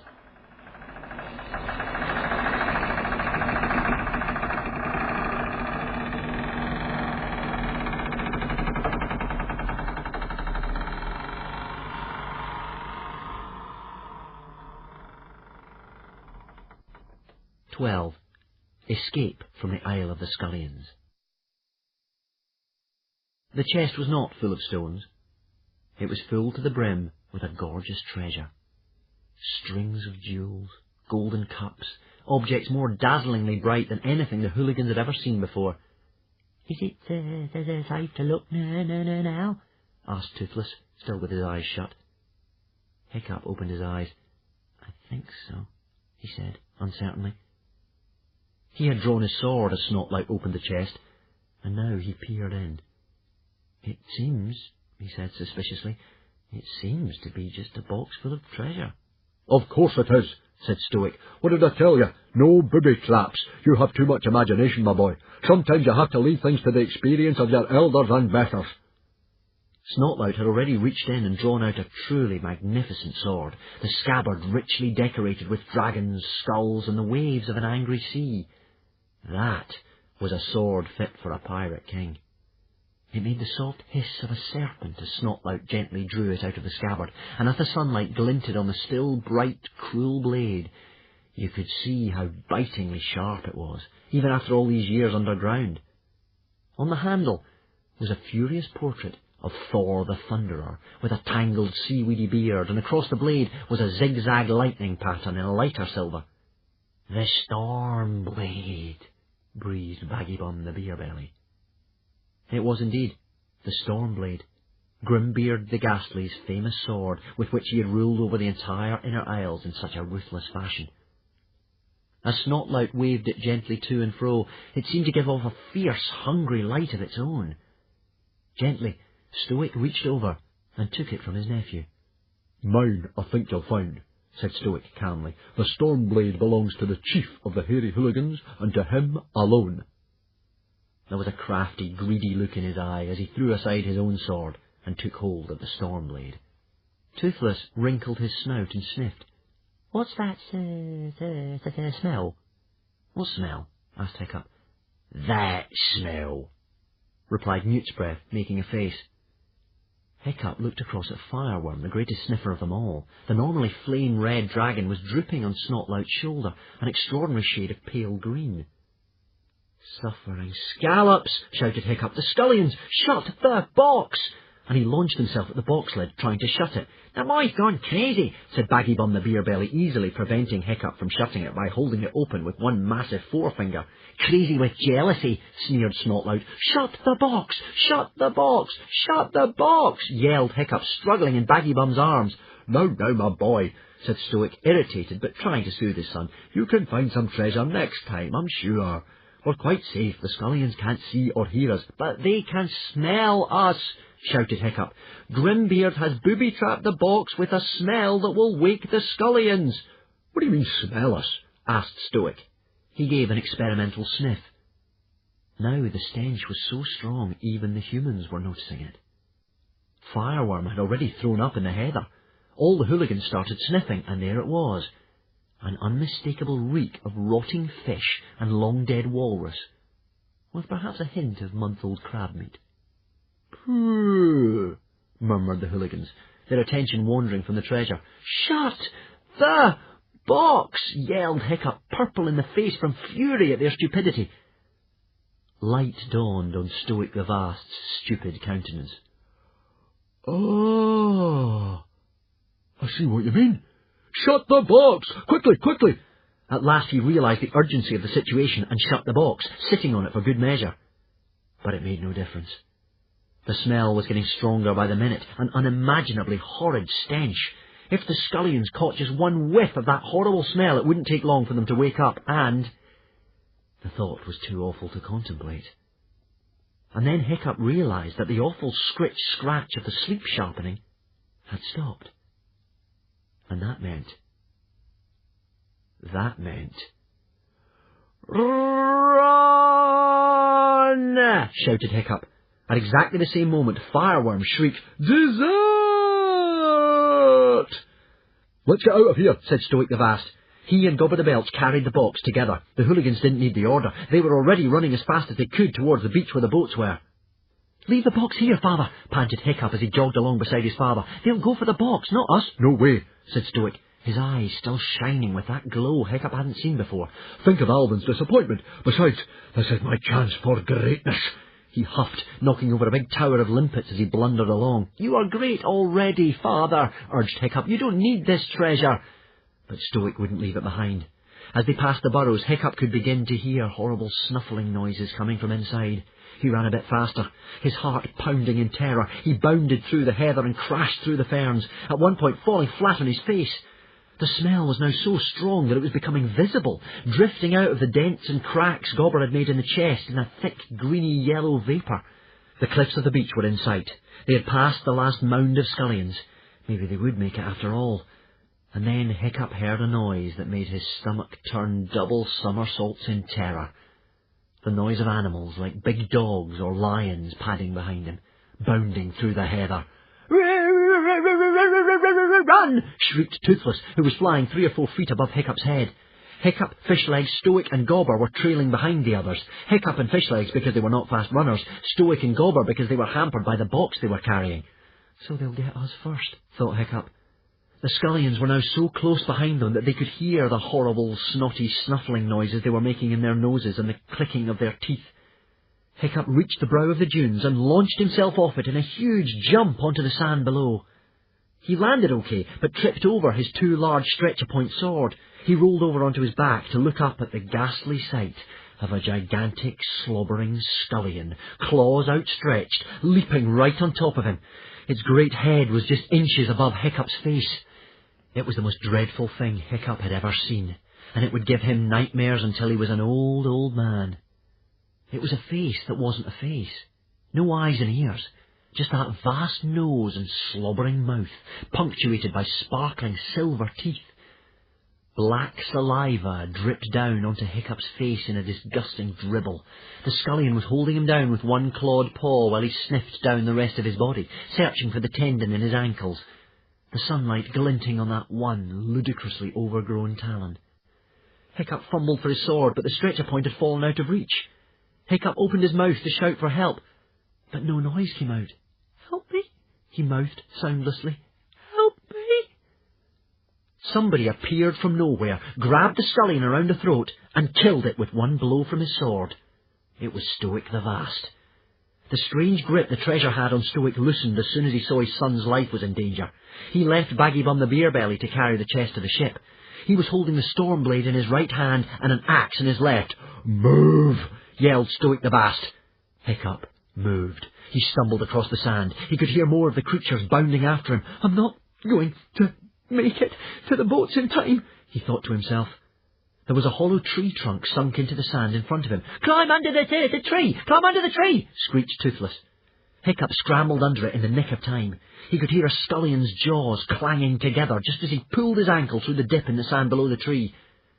The scullion was too large to follow him, but it pushed its revolting, quivering nose through the gap, and it started to gnaw at the wood around the hole.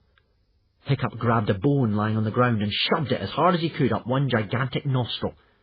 The scullion fell back with a howl of anguish.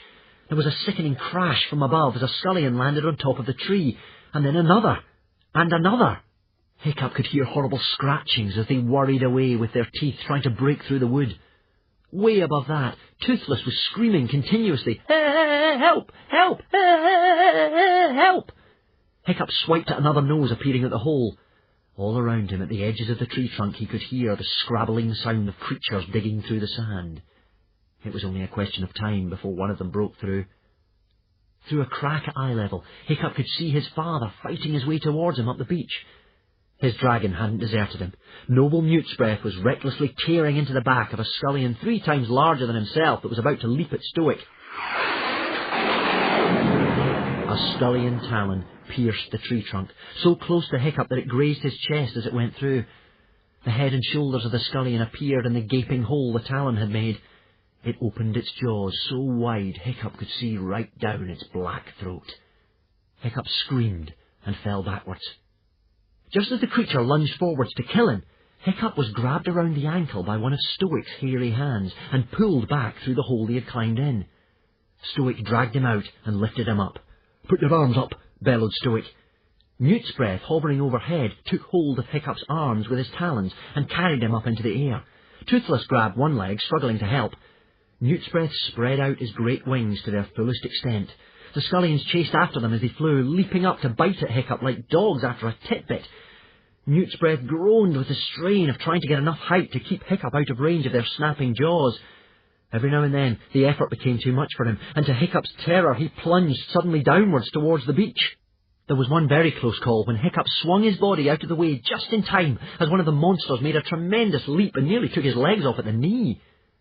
By the time they got to the sea, Mute's Breath's strength had gone, and Hiccup's ankles were dragging in the water. But they were safe. Scullions cannot swim, and they loathe the water. A few more beats of Mute's Breath's wings, and he dropped Hiccup sprawling on the deck of the Lucky 13. He then whirled round wearily and flapped back to try and help his master. Stoic was doing surprisingly well without his help, considering he was fighting a lone battle against increasing numbers of scullions. Normally this would have resulted in one dead chief in about 10 seconds flat. You have to remember that Stoic was 40 and very, very fat. But with the storm blade in his hand, Stoic seemed to have been transformed. He was awesome. Yelling the spine-chilling hooligan yell, eyes crazy with bloodlust, he performed the fighting against superior numbers manoeuvre with spectacular success. This is a highly complicated pirate fighting skill that only the most coordinated and brilliant fighters can carry out. The pirate takes the double-headed super axe in his left hand and whirls it around his head in a continuous circle that the enemies are unable to penetrate without getting their heads chopped off. At the same time, with the right hand, the pirate lunges out of the defensive circle with his sword to attack the enemy. As you can imagine, if you've ever tried to rub your stomach with one hand while patting your head with the other, this attacking while defending skill can only be carried out by the most brilliant and coordinated of Vikings. Scullion after scullion fell down dead around Stoic as he walked slowly forwards. But a continuous shining wave of the creatures had poured onto the beach and were cutting off his route to the boats. It seemed impossible that he could make it through the sheer mass of them all, and Mute's Breath, though flying as hard as he could, was still too far away to be any help. And then, to the complete astonishment of the watching hooligans, their corpulent, creaky old leader leapt onto the back of the nearest scullion. The creature madly twisted and bucked, trying to throw him off, but Stoic held on grimly, gripping with his powerful thighs alone, so that he could reach down to right and left, dispatching scullions with sword and axe. He cut his way through the mob, riding the maddened beast right into the sea, for all the world as if he were astride an ancient old broken-in dragon steed.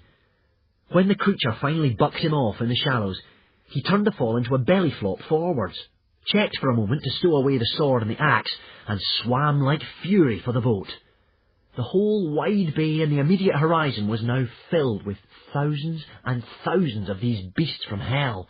It was like a vision out of your worst nightmare. But the scullions stopped at the water's edge and stayed there howling and shrieking furiously. So angry were they that they started turning on the weaker members of their pack, and a few of the creatures were ripped to pieces in front of Hiccup's eyes. The hooligans cheered and cheered and cheered. Stoic was very pleased with himself. He acknowledged the frantic applause, wiped the blood off the storm blade onto his shirt, and kissed the clean blade. And then he threw back his hairy head and roared like an animal. And so wild did he look, with the sword in his hand and the blood on his shirt, that Hiccup barely recognised his own father.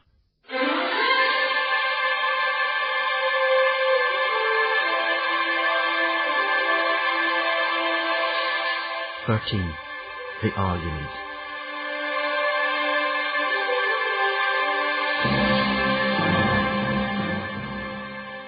The graze on Hiccup's chest was actually deeper than he had realised in the terror of the moment. It would leave a scar that would stay with him for the rest of his life as a reminder of a morning spent on the Isle of the Scullions. And his right arm was dislocated from the strain of hanging from the talons of Newt's breath. Gobber put it back in its socket, a very painful process, as Gobber was not the most tender of nurses, and tore a strip off his shirt to make Hiccup a sling for it. The hooligans gave themselves a couple of minutes to pat each other on the back and celebrate before grabbing the oars again. They were eager to leave the spooky Isle of the Scullions far, far behind them. It wasn't until they were within sight of the friendly cliffs of Berk that they felt safe enough to ship their oars and let the lucky 13 drift for a while in calm but misty seas while they investigated their prize. When Stoic lifted the lid of the box again, the smell had nearly gone, but underneath the treasure there was a scattering of greenish-yellow crystals which appeared to be smoking slightly, and they still gave off that rotten egg stench. These were what Grimbeard had used to booby-trap the box. As soon as they came into contact with the air, they let off their smell, which then alerted the Scullions. A very effective and deadly defence of his treasure. And what a treasure it was! Alvin could not speak for at least 3 minutes. He just stood there, eyes popping, picking up object after object and stroking it, letting his hands run lovingly through the coins. "Of course, 10% of this treasure shall be yours, Alvin," boomed Stoic the Vast, sticking his belly out in pride at his own generosity. "You are too kind, dearest Stoic," murmured Alvin, when he could say anything at all. "Hang on an oyster-catching minute," interrupted Baggybum the Beerbelly. "Firstly, I want to acknowledge that Snotflout found this treasure." "Acknowledged," said Stoic the Vast, reluctantly.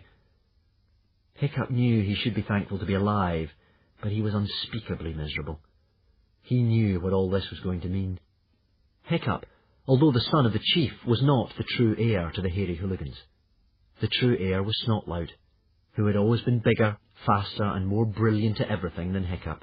"Secondly," continued Baggybum, "as the finder of the treasure, technically it belongs to my son Snotlout, and I don't know whether Snotlout feels like giving away any of it to some stranger." "He definitely doesn't," grinned Snotlout. Stoic the Vast banged shut the treasure chest. He lifted Baggybum the Beerbelly clear off the ground by the front of his shirt, which was quite some feat considering Baggybum the Beerbelly was about the size of a killer whale who hadn't taken much exercise recently. "I am the chief of this tribe," roared Stoic the Vast. "I launched this expedition to find the treasure of Grimbeard the Ghastly, and this treasure belongs to me and me alone." Baggybum the Beerbelly gave Stoic a quick jab in the kidney, which made Stoic drop him sharpish. He yelled right back in Stoic's face. "Well, maybe you've been chief of this tribe a little too long, big brother. Maybe this is a sign from the gods that it's time you retired. What did that prophecy say about the heir finding the treasure? If my son is the heir, maybe that just makes me the chief of the tribe instead of you." "No," yelled Stoic, stamping his foot. "I'm the chief." "I'm not." "I'm too." They had grabbed each other by the shoulders and were carrying out a staring contest, the horns on their helmets locked together like a couple of rutting stags. "Nevoth," said Stoic, with quiet and sinister emphasis. No, you, Nephov, replied Baggy-Bum. No, you, Nephov. You, etc., etc., etc. While all this was going on, nobody noticed Alvin doing something rather strange. When the Lucky 13 sailed into easy flying distance of the cliffs of Berk, most of the dragons had flown off back to the hooligan village for food and rest. The only one who had remained on the Lucky 13 was Toothless. Toothless, who was a lazy little creature, considered this was too far to fly, and he had caught himself a couple of nice plump mackerel on the way. So there he still was, on the deck, watching the fight with interest. For some strange reason of his own, Alvin picked up a heavy empty barrel. He placed it over the excited little dragon, trapping him underneath. He then interrupted the fight between Stoic and Baggy-Bum. Now, said Alvin soothingly, little clams in their shells agree. This should be a joyful moment, the beginning of a glorious new era for the hooligan tribe. There is plenty of treasure for all of you. I propose a toast to celebrate the finding of the treasure. The hooligans cheered, hoping to get over a difficult moment. Gobber and Huge Farts pulled Stoic and Baggy-Bum apart, because otherwise they were clearly prepared to stand there all day. Some of the other hooligan warriors handed out blackcurrant wine for the toast. Stoic the Vast drew the storm blade. He had already decked himself out in some fancy earrings from the treasure chest. Half-wits and heroes, he shouted. We, a small band of unbeatable barbarians, are about to become the centre of a new empire, an empire to rival Rome in her glory days. With this treasure, Stoic lifted his cup of blackcurrant wine, his eyes glittering, the hairy hooligans shall become invincible. 14. The day takes a turn for the worse.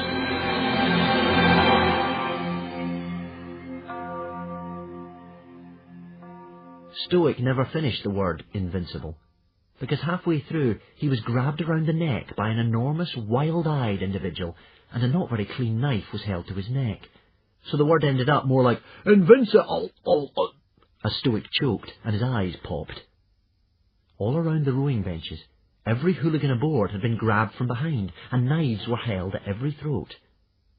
The hooligans' nerves were still jangling from the flight from the scullions, and they had been so busy arguing that they hadn't spotted a small, sleek boat sneaking up through the mist and drawing alongside the Lucky 13. A boat named the Hammerhead, with a sail curved like a shark's fin and a red skull and crossbones painted on the side. A boat packed to the brim with outcasts. They were not a pretty crew, despite their height and their handsome red hair and their gorgeous clothes and every kind of golden ornament. Many had scars carved into their faces. One or two were without a nose or an ear. Most had filed their teeth into sharp little points like the teeth of a shark. Even the good-looking ones were disfigured by dark red tattoos, said to be made out of the blood of their enemies. They talked to each other in the most difficult of Viking languages, outcastese, which sounds very much like the barking of a dog. The outcasts had swarmed over the side and crept up behind the hooligans as they were admiring the treasure and themselves. Toothless had smelt them, of course. He knew they were coming, and he had been going crazy inside the big heavy barrel, shrieking at the top of his voice, "Outcasts! Run for your lives, you stupid humans!" But nobody had heard him. All in all, this was turning into a very bad day for the hooligans. Outcasts, like scullions, are the kind of creature one really hopes one can live a lifetime without bumping into, let alone seeing both of them at close quarters in the space of one morning. Hiccup did not realise they were outcasts, but he knew they were bad trouble. His heart started jumping in his chest like a mud skipper as he looked into the terrible face of the man who had Stoic the Vast by the throat. His curly horns were quite 3 feet high. When he opened his mouth, he growled like a dog. For a whole minute, nobody said a word. Nobody dared move a muscle. There was no noise at all except for that terrible dog-like growling from the outcast who was holding Stoic, and the sound of Alvin drinking. There was no knife at Alvin's throat. Calmly, he finished off the last delicious drops of blackcurrant wine. Smoothly, he put the cup down. "I thought that I would provide a surprise ending to our little journey," said Alvin with his charming smile. "I do like surprises, don't you, my dear Stoic?" Stoic gargled inarticulately. "Such fun, aren't they?" continued Alvin. "I am so sorry to say, however, that the day of glory for the hooligan tribe may be, put off for a while. You see, I feel that I ought to have rather more of the treasure than a mere 10%. And in case you didn't agree, I thought I would bring along some of my relatives to, persuade you to give it up." Stoic gargled again. Alvin barked out a few words in outcastese to Curlyhorns, who barked back at him again. "I have to admit at this point that I have been guilty of a little innocent deception," said Alvin. "My name is not Alvin the poor but honest farmer. I am, in fact, his most mighty murderousness, Alvin the treacherous, great high chieftain of the outcast tribe. I don't know why, but I felt if I'd told you this from the beginning, you might not have given me a very warm welcome." "An outcast?" gasped the hooligans. Alvin laughed. "That's right," he said. "An outcast. Us outcasts don't always go around on all fours dressed in animal skins, you know. Even we are moving with the times." He went over to Stoic and gently removed the storm blade from Stoic's hand. "Mine, I think," said Alvin. Alvin unscrewed the claw from his right hand, as Hiccup had seen him do once before. He attached a sword-holder contraption in its place, into which he carefully twisted the storm blade.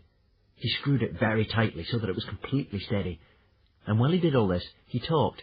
"You see, Stoic," said Alvin, "we barbarian chieftains are facing a new challenge. We have to fight the creeping forces of civilization by becoming fiercer and crueler than ever. You, Stoic, have gone soft." "I have not," protested Stoic indignantly. "Grimbeard the Ghastly would be turning in his grave if he could see you now," tut-tutted Alvin. "You hooligans have become bungling amateurs, all noise and show, with no real wickedness to you at all. Now, I have worked hard to bring us outcasts up to date. Outwardly, we now have some of the clothes and the manners of civilization, but inwardly, we are tougher and more truly outcast than we have ever been. We are your real professional pirates, heartless, murdering, blood-sucking slave traders." Alvin paused for breath. "Talking of which," he then continued, "take your last look at your rather plain little island." He gestured at the friendly cliffs of Berk. "All of you hooligans are about to enter the slave trade yourselves, in the very important role of slaves." The hooligans groaned. There was no worse fate for a proud and independent Viking than to be sold into bondage. "I am sure you will all make excellent slaves," said Alvin kindly, "because you are all very strong and frankly none too bright, and I do hate to threaten, but anybody who objects will thoroughly regret it." An outcast with no nose stepped forward and uncurled an ugly black whip from around his waist, with a handle shaped like a serpent. Alvin clapped his hands, and the outcasts began loading the hooligans onto the deck of the Hammerhead. "Yup, you shall all be slaves. All, that is," smiled Alvin, "except for you, Stoic." Curlyhorns let Stoic go, and proudly he stepped forward. "To chieftains and their descendants we pay the ultimate sign of respect," said Alvin, with just a tiny hint of menace in his voice, "by eating them." "But that's cannibalism," said Stoic, shocked. I know, sighed Alvin. "It's very old-fashioned of me, but I would lose respect in front of the rest of my tribe if I dropped all the old traditions." But, blustered Stoic. "I shall not change my mind, whatever you say," said Alvin gently. "The thing about dinner is, it never wants to be eaten. I mean, you eat pork, don't you, Stoic?" "Well, yes," admitted Stoic. "There you are, then," said Alvin. "No pig is ever going to volunteer to be supper. And thinking of volunteers..." Something seemed to be amusing Alvin. He giggled delightedly. "I mentioned that it would not only be Stoic who would receive this, honour," said Alvin, "but also his descendants. I know there has been some sort of argument about this recently. The question is," continued Alvin, struggling to keep a straight face, "who is the heir to Stoic the Vast? Could they put up their hand, please?" Strangely enough, Snotlout did not put up his hand at this point. Instead, he tried to hide behind Dog's Breath the Durbrain, staring very hard at his bronze-tipped sandals, as if he hadn't quite heard the question. Hiccup sighed. He stood right up on the bench so that everyone could see him. "I," said Hiccup, "I am the heir to Stoic the Vast." Stoic smiled, a big, proud smile. For all their manners, the outcasts whispered a great deal at that. Hiccup didn't have to speak outcastese to know that they were saying things like, "That skinny prawn is the heir to the hairy hooligans." Two gigantic outcasts lifted Hiccup from the bench and set him down next to Stoic the Vast. Alvin held up the Stormblade. The sword was now just an extension of his arm, like the horn of a narwhal is an extension of its nose. "It looks as if it's always been there, doesn't it?" said Alvin. The daylight played across the bolt of lightning motif. Alvin drew a finger across the blade ever so lightly, and blood instantly dropped onto the deck. "Nice and sharp. This won't take a second," promised Alvin, stepping towards Hiccup.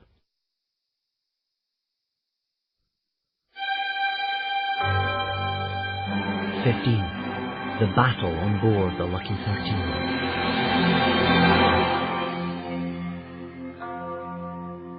Alvin advanced towards Hiccup with the Stormblade raised above his head. Hiccup closed his eyes, waiting for the blow. But at that moment, Toothless finally managed to overturn the barrel he was trapped underneath. He had been throwing his entire body weight at one side for the past 5 minutes. At last, he made an extra strong heave. The barrel tipped over and rolled at great speed across the deck, with Toothless rumbling round and round inside it, and bowled straight into the legs of Alvin the Treacherous, who lost his footing and fell over. Alvin gave an "oh" of surprise.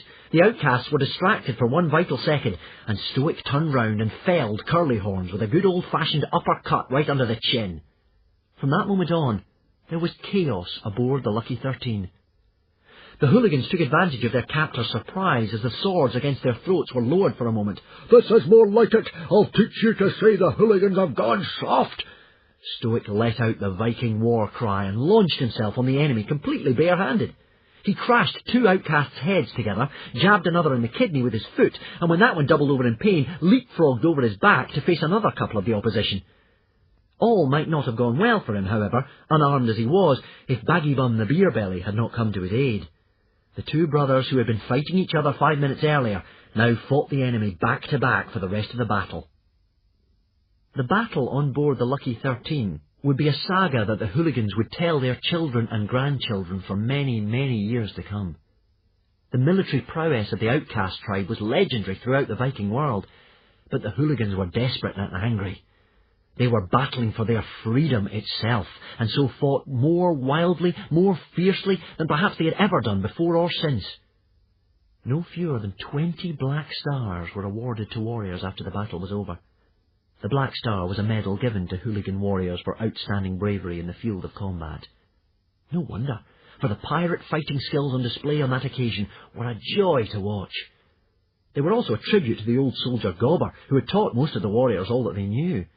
There, on one corner of the deck, was Nobber No-Brains, performing the highly skilled manoeuvre known as the Dance of the Axes, in which the pirate rapidly juggles 2 twirling axes from one hand to the other, hypnotizing and confusing the enemy before the pirate lunges forward for the fatal blow. Up around the mast were the boys from the pirate training program, valiantly tackling outcasts nearly twice their size, putting into practice all that they had learnt during those sword-fighting at sea lessons. The behaviour of Fishlegs was particularly surprising. As soon as the battle began, he completely lost control, throwing himself at the enemy, shrieking furiously and whirling his sword around his head like a madman.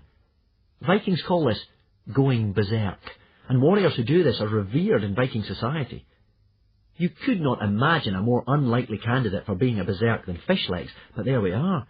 These things are never predictable. The outcast stayed out of his way, for a berserk is always respected, even if he is only 4'10" with a squint and a limp and no sword-fighting skills whatsoever. It has to be admitted, reluctantly, that Snotlout fought with spectacular brilliance and bravery. His quick wrist made the flash cut slip neatly in and out, hither and thither, beautifully performing the destroyer's defence, the Grimbeard's grapple, the final cut, and many, many more of the subtlest sword-fighting skills. In the space of 5 minutes, no fewer than 3 outcasts lay dead around him, all much larger and heavier than himself. This is a schoolboy record that stands to this day. I would love to say that Hiccup fought similarly splendidly, but I can't, because it wouldn't be true. Hiccup had dislocated his arm, remember, and his sword, the stretcher point, lay somewhere on the beach at the Isle of the Scullions. But Hiccup did what he could. With his quick left hand, he picked a key out of Curlyhorn's pocket while he fought Gobber the Belch. He used the key to unlock the chains of 4 or 5 hooligans who had already been bound, ready for slavery, who then joined in the fight with the others. Toothless created an extra diversion when he spilled out of the barrel, dizzy and confused, and bit the first hairy leg that he saw, which happened to belong to a grossly fat outcast who promptly dropped the flare he had been carrying right in the open barrel of blackcurrant wine. And Thor only knows what was in that blackcurrant wine, but the entire barrel burst into flames. The fire raged out of control, the sail burned furiously, and thick black smoke poured over the deck. Everybody started jumping off the Lucky 13 in order to escape the flames. Stoic belly-flopped into the sea and splashed over to the outcast boat, the Hammerhead, where the pitched battle was continuing. As he climbed over the side of the Hammerhead, he turned back to his son and shouted, "Come on, Hiccup!" "Your father's right," panted Toothless. We should go." Hiccup hesitated. Fishlegs was still aboard the Lucky 13. He was in the grip of the berserk trance and was following Alvin, sword in hand, hoping to kill him. Alvin had turned back to fetch the treasure. "Fishlegs!" yelled Hiccup desperately. "We've got to get off the boat!" But Fishlegs couldn't hear him. "Fishlegs!" shouted Hiccup, hesitating some more. "If we don't get off now, we may be too late." It was already too late. There was a mighty creak from above, and the burning mast crashed into the sea. Stoic watched in horror from the deck of the Hammerhead as the Lucky 13 flipped over onto its back, trapping Hiccup, Fishlegs, Alvin and Toothless underneath it as it did so. It then sank before his eyes. And Stoic knew that this particular part of the ocean, despite being so close to the cliffs, was very, very deep. Too deep even for lobster pots. "Hiccup!" yelled Stoic in despair. He knew that he would never see his son again. For who could get out of that situation alive? 16. At the bottom of the ocean.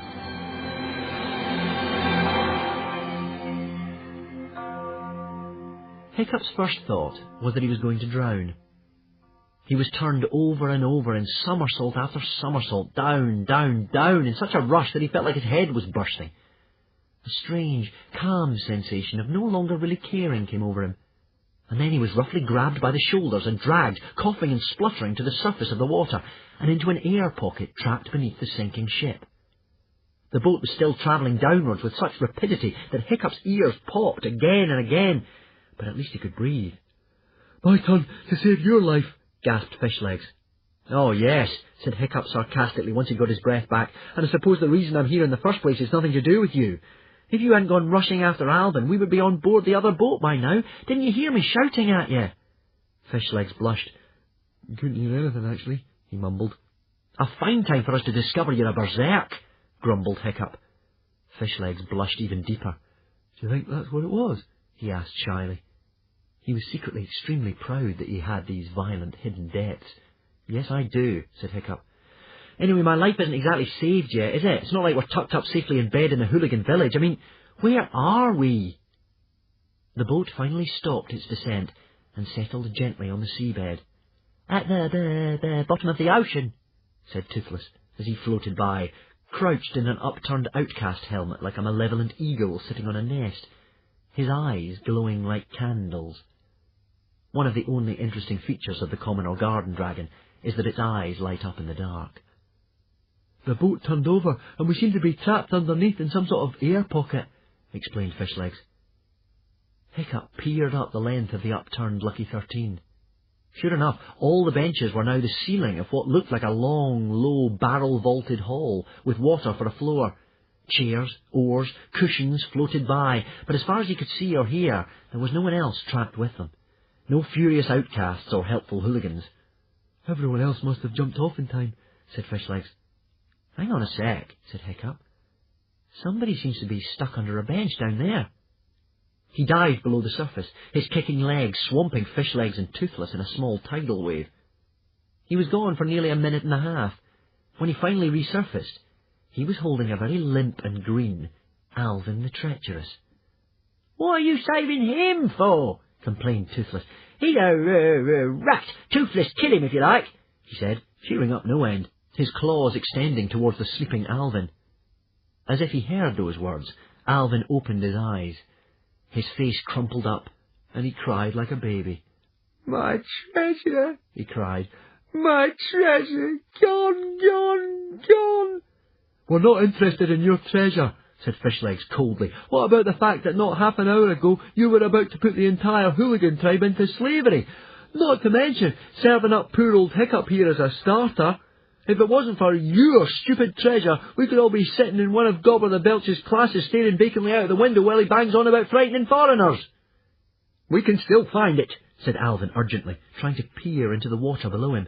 "It's down there somewhere. The ground isn't far beneath me. Help me, everybody, and we shall live like kings." "Oh, belt up, you madman," snapped Fishlegs. "We haven't time," interrupted Hiccup. "This really is our lucky day. Correct me if I'm wrong, but I think this air pocket is getting smaller." Hiccup was right. The air pocket was getting smaller. 17. How bad could this day get?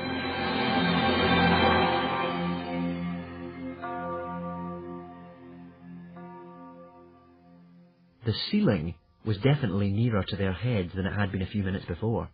It was now just a few inches above the horns on Hiccup's helmet. There was silence for a second. Alvin's mad eyes swam back into focus again. The only thing that mattered more to him than the treasure was the preservation of his own life. Hiccup found everyday life rather a trial, but was always good in a crisis. "Right," he said. "Toothless, I want you to swim out from under this boat and see whether you think we're too far to swim to the surface." "No," he added, as Toothless seemed to be taking his time about it. Okay, grumbled Toothless. Keep your own on." The little dragon dived underneath the water and disappeared. He left the Vikings in nearly total darkness, for without the friendly light of his glowing eyes it was almost impossible to see.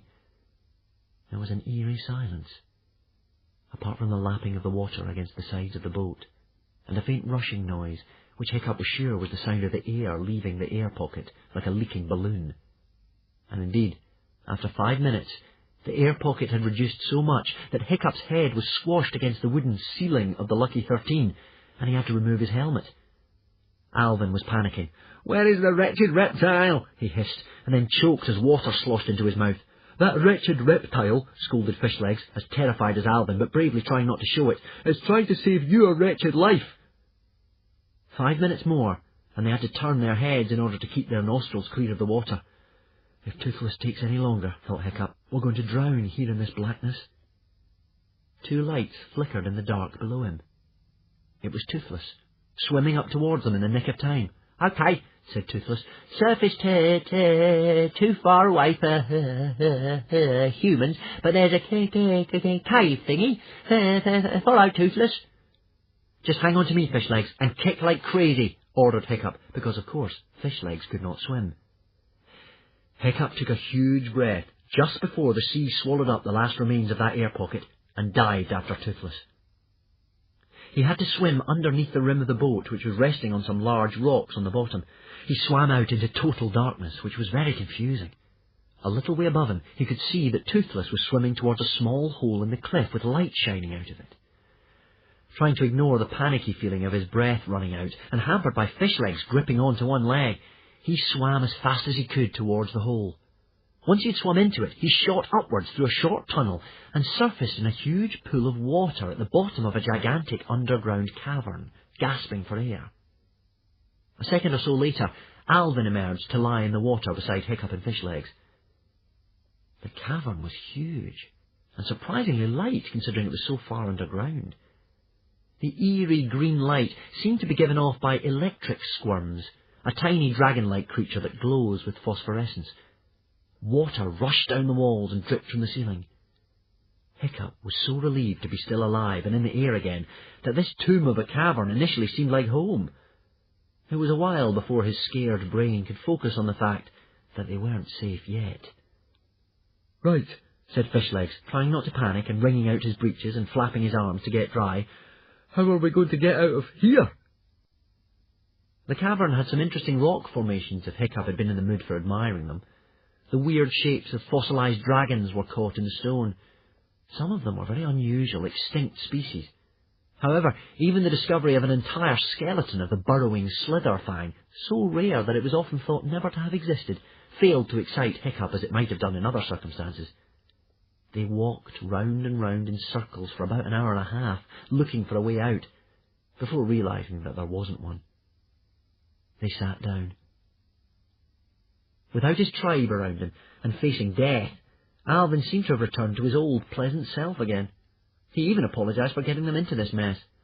I just cannot believe this, moaned Fishlegs, shivering violently. It's like some sort of nightmare. I keep thinking we're safe, and then it seems that no, we're in some other life-threatening situation even worse than the one we've just got away from. Okay, admitted Hiccup, trying to keep them from despairing. It doesn't look good, but I'm sure I can think of a way out of here. Toothless was sniffing away at the back of the cavern, and he interrupted, calling out, Toothless can smell something metal over here. Very clever, Toothless, said Hiccup, but the treasure hunt is over now.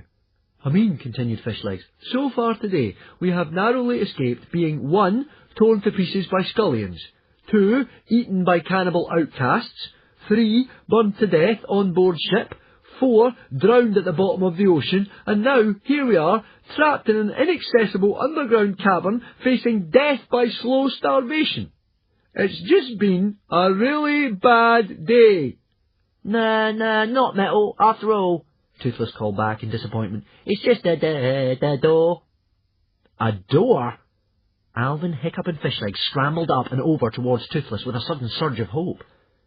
Once they had scrabbled away at all the dust and earth covering it, they found it was a door. It was surprising they hadn't noticed it before. Is it a way out? Gasped Fishlegs. Not necessarily, Hiccup replied slowly. A door with a death's head painted on it. A door with lettering on it that was horribly familiar to Hiccup.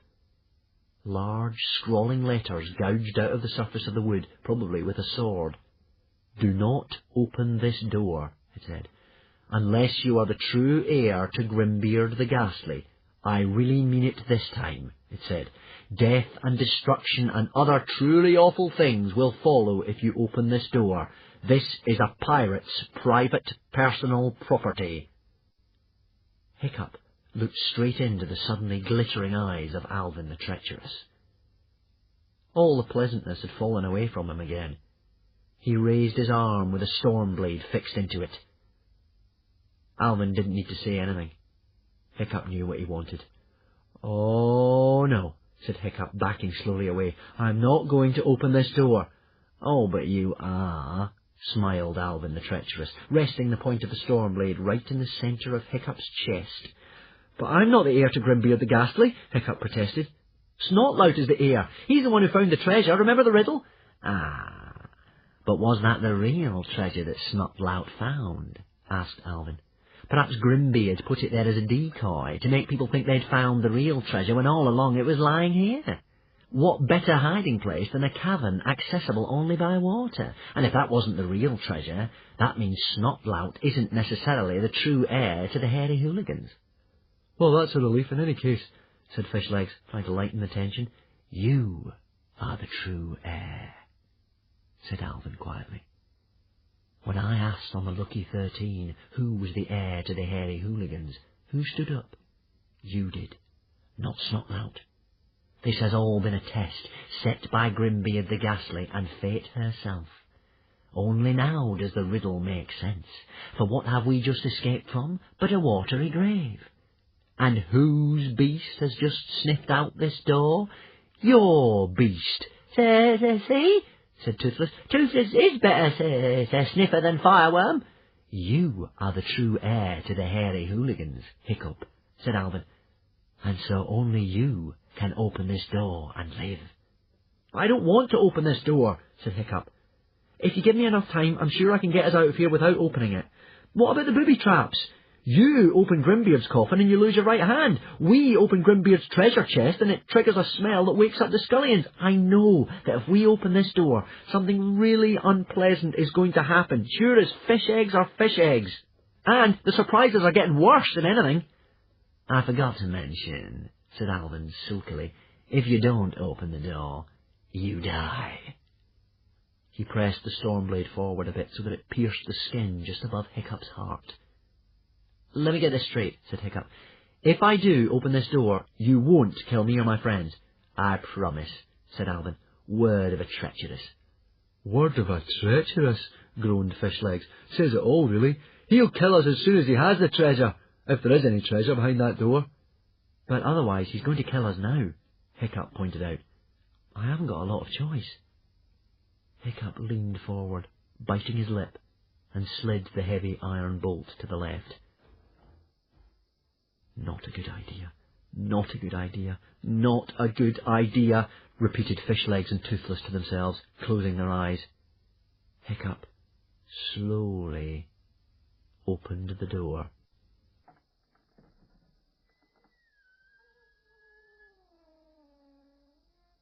Alvin, Fishlegs, Hiccup and Toothless stood there, their mouths flopping open and shut like fish in their astonishment. The door had opened onto another gigantic cavern. This was filled to the brim with more treasure than you could possibly imagine in your wildest dreams, even were you as greedy as Alvin himself. So indescribably beautiful was this treasure that it drew them into the room like a magnet.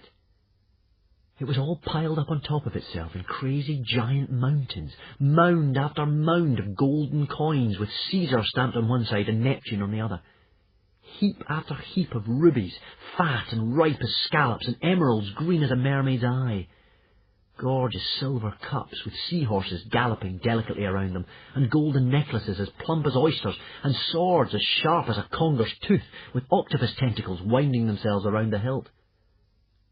It was the sort of treasure you could get lost in, and forget yourself and your mind and this world at all. Oh my, breathed Alvin the treacherous, stepping forward. Oh my. And he reached out to grasp a cup, a glorious golden goblet, perfectly round in shape, with dolphins playing around the rim, so beautifully carved that it looked as if they were alive and leaping in a miniature golden sea. Toothless, Hiccup and Fishlegs recollected where they were, and slowly backed towards the open door while Alvin was so preoccupied. But Alvin caught a glimpse of them out of the corner of his eye, and he stretched out and shut the door with the point of the Stormblade. Nobody leaves the cavern without asking Alvin, he said. Now, Alvin, said Hiccup nervously, remember your promise. If I opened the door, you said you'd let us all live. Yes, said Alvin, considering the cup again, and then dropping it softly back on the pile. The thing is, outcasts don't always keep promises to other people. I blame our upbringing. My mother never really loved me, you know, but I always keep promises I make to myself. And long ago, when that coffin lid snapped down and chopped off my hand, I made myself a very solemn promise indeed. Alvin's pleasant eyes narrowed, and he sidled towards Hiccup like a predatory crab. It's not that I dislike you personally, Hiccup, but I swore to myself, said Alvin, still smiling, that I would find Grimbeard's precious treasure, and I would kill his precious heir. That's fair, isn't it? An heir in exchange for a hand. And he made a vicious swipe at Hiccup with the Stormblade. Hiccup dodged out of the way in the nick of time. He leapt nimbly onto the nearest mound of treasure and started scrambling up it. And with Grimbeard's own precious sword, too, chuckled Alvin. Isn't fate artistic? Toothless, yelled Hiccup, get me a sword! Alvin climbed after him and made another wild lunge at his head.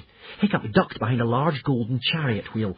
Toothless! Cried Hiccup. Hurry up! Okay, muttered Toothless, who had flown to a pile of weaponry not far away. Keep your helmet on! Toothless doing his best! Toothless tried to pick up 3 of the swords, all of them as big and beautiful and flashy as the Stormblade itself, but they were all too heavy. So he turned to something smaller, an undistinguished but serviceable object, a bit rusty at the edges perhaps. He could lift it easily with both talons and flew with it to where Hiccup was climbing. He was a quarter of the way up a hill of treasure, hotly pursued by Alvin, who had little red lights dancing in his narrowed eyes, and was swishing that storm blade like he was a human flail. Toothless dropped the rusty sword into Hiccup's hand, and he caught it just in time to parry a blow by Alvin, so terrible that if it had actually connected with Hiccup's neck, it might have removed his head from his shoulders then and there. Hiccup caught the sword in his left hand, because, if you remember, his right arm was dislocated and in a sling. This isn't going to last long, he thought to himself. It was a case of man against boy, and Hiccup wasn't exactly the greatest sword fighter in the Inner Isles, even with his right hand. "Keep your point up, Hiccup!" shouted Fishlegs, desperately trying to clamber up after them so he could help. "Eye on the swords at all times! A strong wrist! Remember your footwork!" Alvin the treacherous gave a great swipe at Hiccup's belly, and Hiccup was surprised to find his left arm jerked up and his own sword block Alvin's in the nick of time. Alvin was equally surprised, and he hauled his great sword over his wicked head, and he brought it down towards Hiccup's neck, and Hiccup's arm flashed up and parried the blow, just before it bit. Astonished, Alvin began raining blows thick and fast, swiping and slashing and lunging, and Hiccup's left arm parried every thrust, as if it had a life of its own.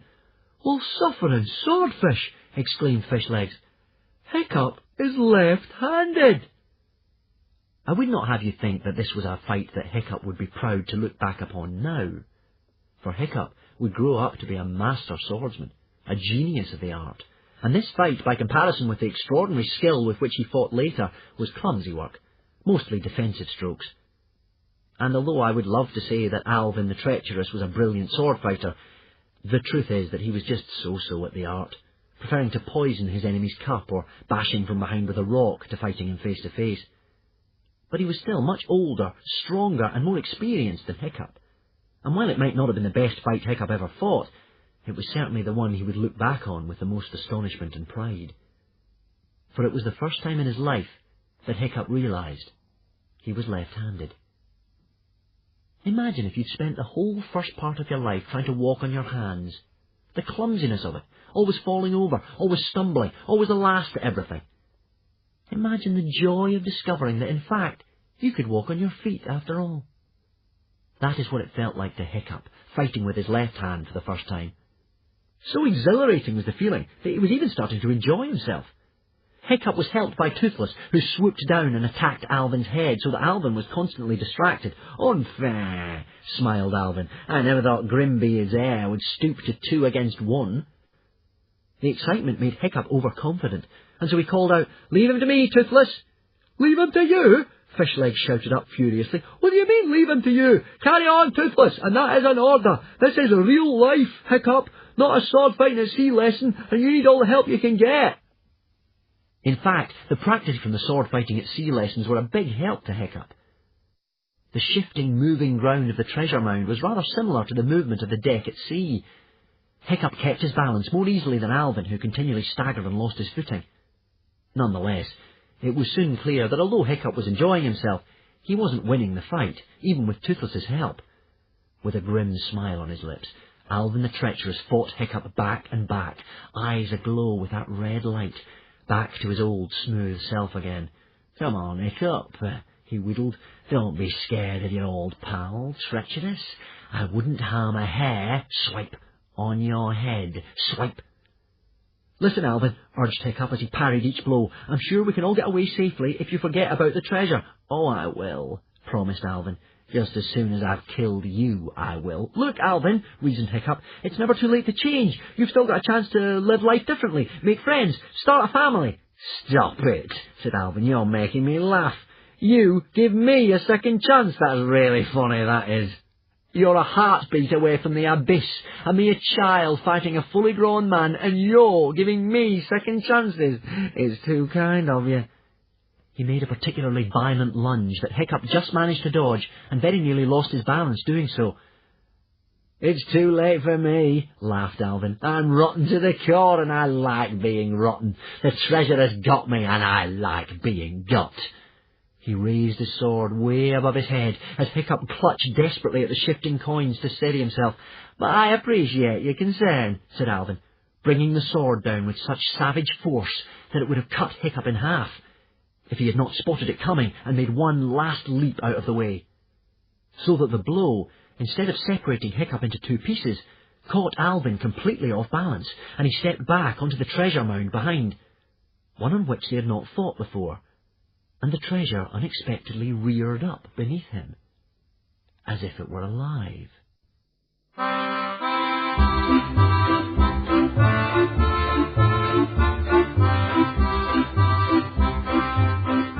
18. Grimbeard the Ghastly's final surprise.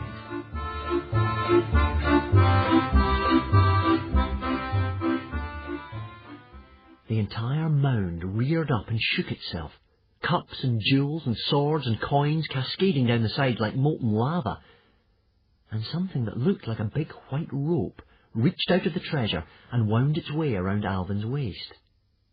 It wasn't a rope. It was a singularly unattractive white tentacle that looked as if it were made out of a quivering piece of fat. The tentacle was dotted with small indentations, out of which there oozed a disgusting whitey grey sticky sludge that smelt indescribably awful. Alvin shrieked in horror as the treasure dropped away, to reveal the creature that had been sleeping underneath it. A creature they had awoken with their sword fight. It was Grimbeard the Ghastly's last surprise. His final booby trap. He had left it there to guard the treasure, a monster that Hiccup had heard of in legends, but never seen before, and one that he sincerely hoped he would never, ever have to see again. It was the same animal that surprised the little lost deadly Nadder the day before, if you remember, and it was called a monstrous strangulator. A strangulator was a gigantic monster, genetically related to dragons, octopuses, and snakes. It had tiny withered dragon wings and tiny crippled dragon legs that were basically useless, as it heaved its great body through underground tunnels like a serpent, leaving a trail of gooey slime. It had never seen daylight, and was the colour of nothing. Its tentacles had obviously found a way up through to the upper caves of the Wild Dragon Cliffs, but it was transparent, and you could actually see the forms of unfortunate dragons it had eaten moving through its digestive system. Some, further down the strangulator's great length, were lying quite still. Others that he had eaten more recently were jerking about, and one was trying to fly, trapped in the monster's great throat. The naturalist in Hiccup automatically identified the species: monstrous nightmare, deadly nadder, common or garden times 3, making their slow progress through the serpent's alimentary canal. So small was the creature's brain in proportion to its size that it had difficulty in keeping sensory track of all its squirming tentacles, and they wandered about as if they had independent lives of their own. The creature had to concentrate hard to make the tentacle that was holding Alvin move very slowly up to its head so it could have a look at him, unsure of what to make of this weird new animal. "Is food?" hissed the serpent musingly to itself. Hiccup practically cried with relief, for the creature was speaking a dialect of Dragonese, a very ancient form of it, but Dragonese nonetheless. And Hiccup was of the opinion that if you could talk to your killer, you were in with a chance. Alvin struggled wildly and slashed at the great squeezing tentacle with the storm blade. "Tickle me with your prickle, would you?" said the creature. "Then I'll tickle you with mine." And languidly it dangled the tip of its tail in front of Alvin's face. Hiccup had seen such a tail on much smaller animals. It was filled to the tip with a grass-green venom, pure as glass. There was a plunger a little way down, and the tip just had to penetrate its victim, the plunger go down, and it was good night, sweet world, hello Valhalla. Oh, excellent, thought Hiccup to himself. A poisonous, monstrous strangulator, my favourite kind. Alvin fainted as soon as he set eyes on that deadly tail. He was frightened of needles. So the strangulator didn't even bother to inject him. It just swallowed him whole, alive, just as he was, stormblade and all. In fascinated horror, Hiccup watched the now awake and struggling form of Alvin travelling down the strangulator's transparent throat. So, thought Hiccup, the eater of human flesh is eating himself. Isn't fate artistic? Sometimes it is harder to force yourself to stand still than it is to run away, But Hiccup knew that he wouldn't have a chance if he tried to escape. This animal was just too big. So Hiccup froze, in the hope that the creature's eyesight was poor, like other beasts that lived solely underground. Hiccup was probably right, but one of those constantly moving tentacles accidentally bumped into him, and as soon as it made contact with his warm body, it automatically wrapped itself around Hiccup and lifted him into the air. "A plan!" Fishlegs shouted out wildly from below. "You need a fiendishly clever plan!" "Thank you, Fishlegs," said Hiccup, his mind flicking about like a shrimp in a net and trying to ignore the terrible squeezing around his chest. "I'm aware of that. Toothless, come up here!" The tentacles were turning Hiccup over and over. Toothless flapped up and hovered as close as he could. Hiccup shouted something into the little dragon's ear. "That's a terrible plan," moaned Toothless, shaking his head. "Just do as you're told for once in your life," yelled Hiccup. While the creature remained unconscious of having caught anything, he still stood a chance of escape. With his sword he jabbed away at the sticky tentacle that was encircling his trunk, and it seemed to be loosening. Way down at the bottom of the treasure mound, Fishlegs was frantically trying to be helpful. In front of him there lay a heavily bejewelled monstrosity of a sword. Despite the fact that it was nearly as big as himself, Fishlegs managed to pick it up from the floor.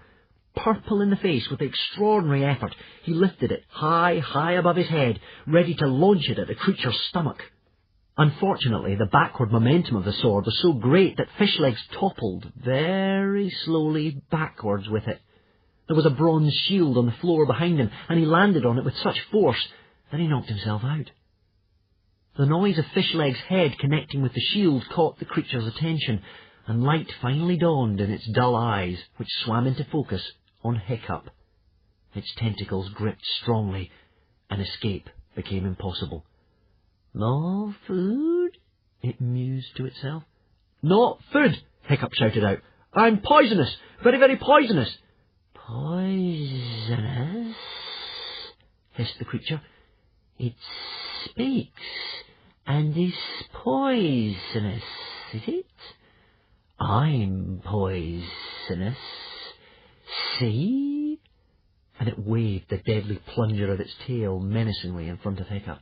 "Don't like it when the food speaks," whined the creature to itself. "Is tricksy when it speaks. Kill it quickly before it tricks me." It wrapped its tentacles a little tighter around Hiccup in order to suffocate him. "This is all very interesting," Hiccup managed to choke out, his eyes popping. "So, how were you thinking of killing me, exactly?" Gradually, the awful pressure on Hiccup's chest eased as the strangulator considered this question. "Well," it said slowly, "I was thinking of squeezing you to death." "I only ask," said Hiccup, gasping for air, "because I was recently nearly swallowed by a sea dragoness giganticus maximus, who said that you undergrounders were very primitive animals, poorly armed, and only capable of basic forms of killing such as strangulation." The creature stopped squeezing entirely.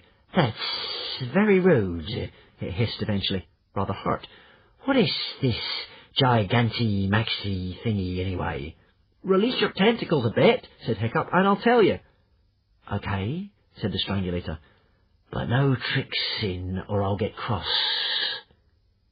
Slowly the creature unwound its tentacles, leaving them only loosely wrapped about the boy.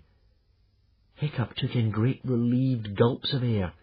"A sea dragoness giganticus maximus," Hiccup continued, "is a gigantic, scary killing machine, as big as a mountain." "I'm big," the creature pointed out. "It has at least 3 ways of killing," said Hiccup. "It can rip you to pieces with its talons, bite you to bits with its teeth, or fry you to a frazzle with its fire." "I can do that," said the creature, less certainly. "No, you can't," said Hiccup. "You haven't got any talons, teeth, or fire." "So I haven't," said the strangulator, very disappointed. "But I can squeeze you to death." He brightened up and began to wrap his tentacles around Hiccup again. "So old-fashioned!" shrieked Hiccup hurriedly. "What about the poison?" "That's the most modern method of killing around. A sea dragoness giganticus maximus hasn't got any poison." "Hasn't it?" asked the creature delightedly. "No, it hasn't," said Hiccup. "I'm very curious to see how one of these fancy new poisons works." "Is not a nice way to go," warned the creature. It pointed the sharp needle of its tail straight at Hiccup's heart. Suddenly, Toothless flew into the strangulator's field of vision. The creature lost concentration for a second as the little dragon zoomed up and down right in front of its eyes. By the time it had coordinated its tentacles enough to frighten Toothless away, the strangulator was very, very cross. "I told you, no tricksin'," it hissed, with venom in its voice. "This will shut you up." Fishlegs came back into consciousness just in time to see the strangulator inject the whole tail's worth of green poison, enough to kill the entire population of Rome, into the flesh beneath Hiccup's shirt. 19. The heir to Grimbeard the Ghastly.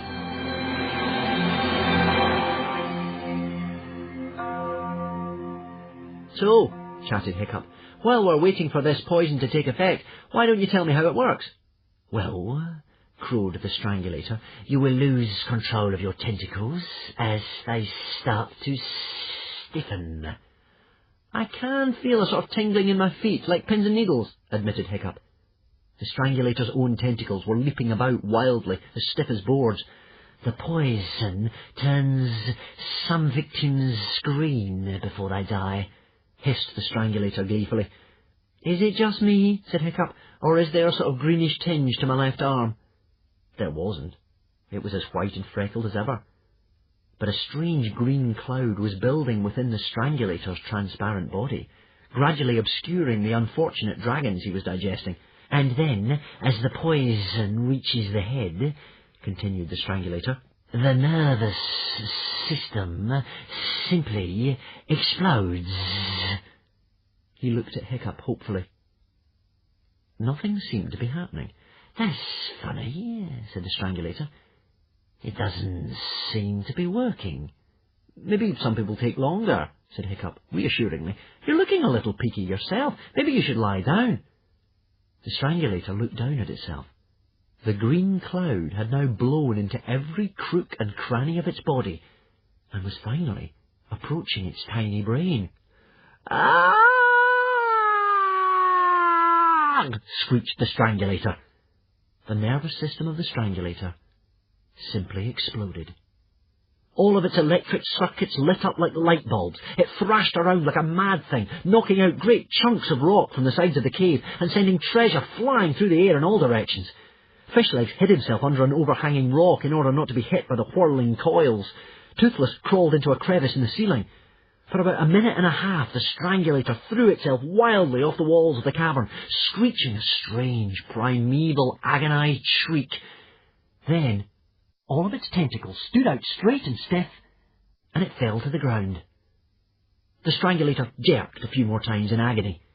Its tail with the dangerous tip lashed ferociously for a moment or two, and then all was silence in the great cavern. Huge clouds of dust gradually dispersed. Fishlegs crawled out of his hiding place. He scrambled over slimy rockfalls, slimy treasure, and even slimier coils of strangulator, looking for Hiccup. Hiccup was dazed, but alive. He'd had a tidal wave of a ride, thrown this way and that until his teeth rattled, but the great coils of the tentacle wrapped around his body had cushioned him from any hurt. He beamed at Fishlegs and Toothless. "That was one stupid monster," he said. "How did you do it? How did you do it?" asked Fishlegs again and again in amazement, as he and Toothless unwound the tentacle from Hiccup's body. For answer, Hiccup lifted up his shirt, and there, wrapped around his chest, was the very tip of the tentacle, and in the gelatinous transparent flesh of it was a giant needle puncture mark, with the green poison clearly visible coursing underneath the skin. What Hiccup had done was to pull his shirt over the end of the tentacle while Toothless was distracting the creature. The strangulator had so lost sensory contact with the ends of its tentacles that it did not realise that it was in fact injecting itself under the white material of Hiccup's shirt. "That particular plan," said Fishlegs at last, "required a fiendish amount of luck." "It was lucky," admitted Hiccup happily, "but we're alive, aren't we?"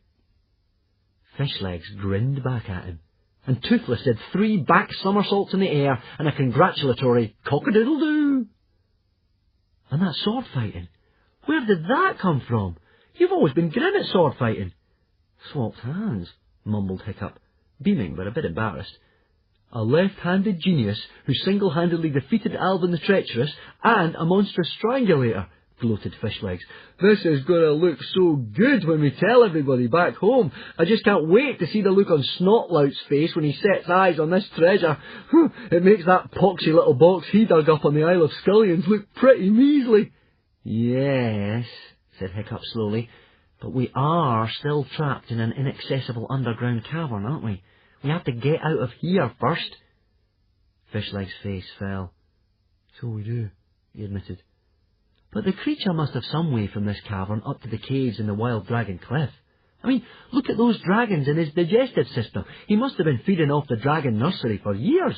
All we have to do is go through these Caliban caves and... No, said Toothless firmly. The Toothless knows. Toothless grow up here. Other creatures in there much bigger and better than that one. Okay then, said Hiccup. We go back the way we came. Let's hope that door still opens. The door did still open. As they were opening it, Hiccup noticed a piece of paper nailed on their side of it. It was a letter. It was written in the same scrawly handwriting as Grimbeard's riddle, and it was addressed to the true heir of Grimbeard the Ghastly. Hiccup took the letter off the nail and read it. Dear heir, said the letter, I have had a glorious Viking life. But now I am an old man. I find I am not so happy with my 50 years of rollicking and robbery, fighting and fresh air. I wonder if I might have run things differently. This treasure, for instance. The sagas will tell you that the stealing of it was my most magnificent moment. But since then, it has been tearing my once happy band of burglars apart with greed and lust for power. We are just not ready to look after this treasure. So I have decided to get rid of it.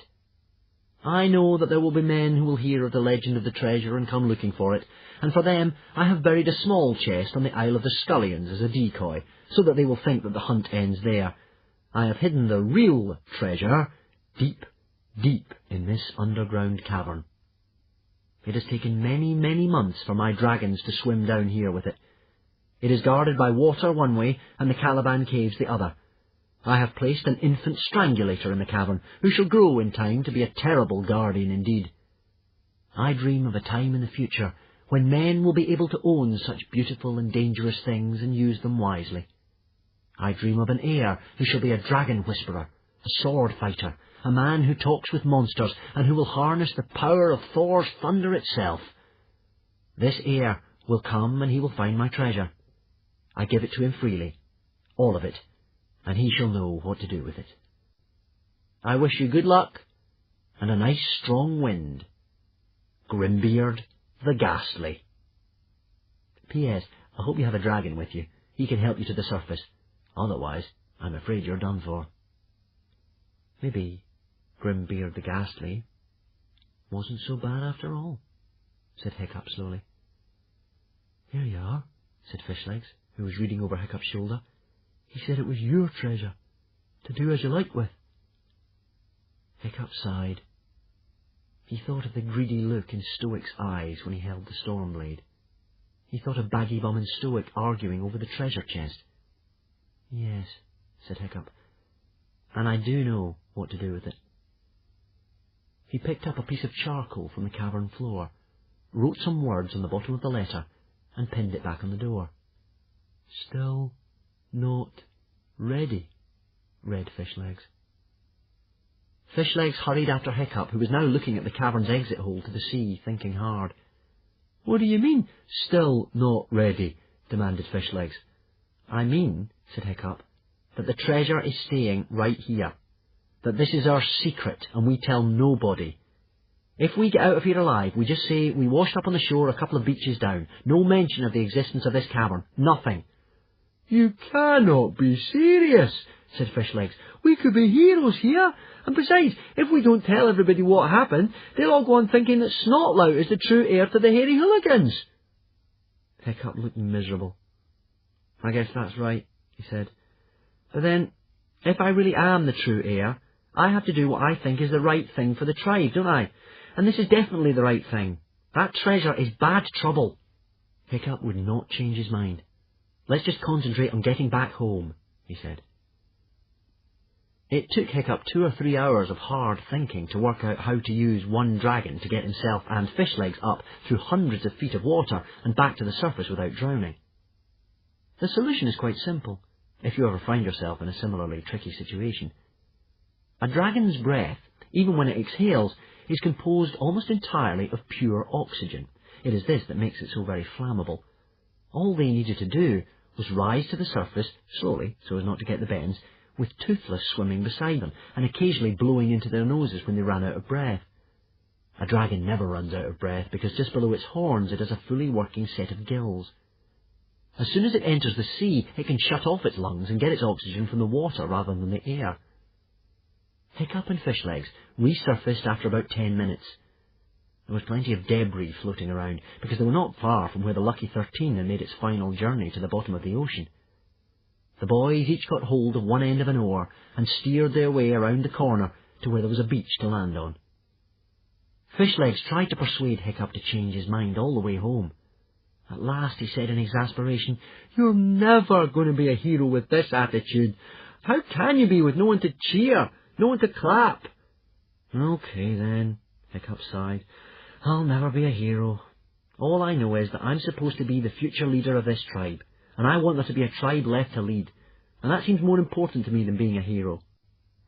They staggered through the heather towards the hooligan village, which was strangely silent and deserted.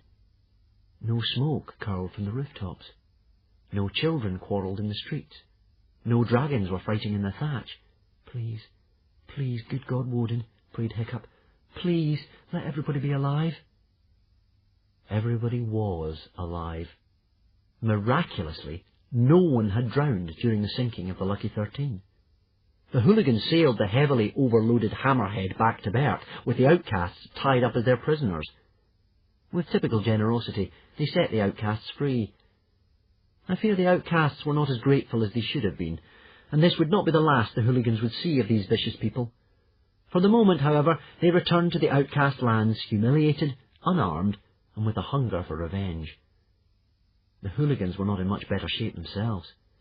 They were a hardy race, and drowning was an occupational hazard, but the loss of the only son of the chief was a big blow, whether he was the heir or not. Stoic sat for an hour at the edge of the sea. As soon as Snotlout's treasure had disappeared beneath the waves, it had lost its magic for him. He kept on seeing in his mind's eye his son, Hiccup, standing on the deck of the Lucky 13, saying, "I am the heir to Stoic the Vast." He tore out his golden earrings and threw them into the ocean, and then he went home and sat in front of his shrine to Woden. So this was why, when Fishlegs, Hiccup and Toothless came stumbling and limping into the hooligan village, everyone had locked themselves indoors. The shutters were shut up, doors were closed, fires were unlit. It was only a chance that the wooden window had blown open in Gobber the Belch's home. He went to close it and happened to spot the bedraggled friends lurching along. And then he let out a great bellow of, "They're alive!"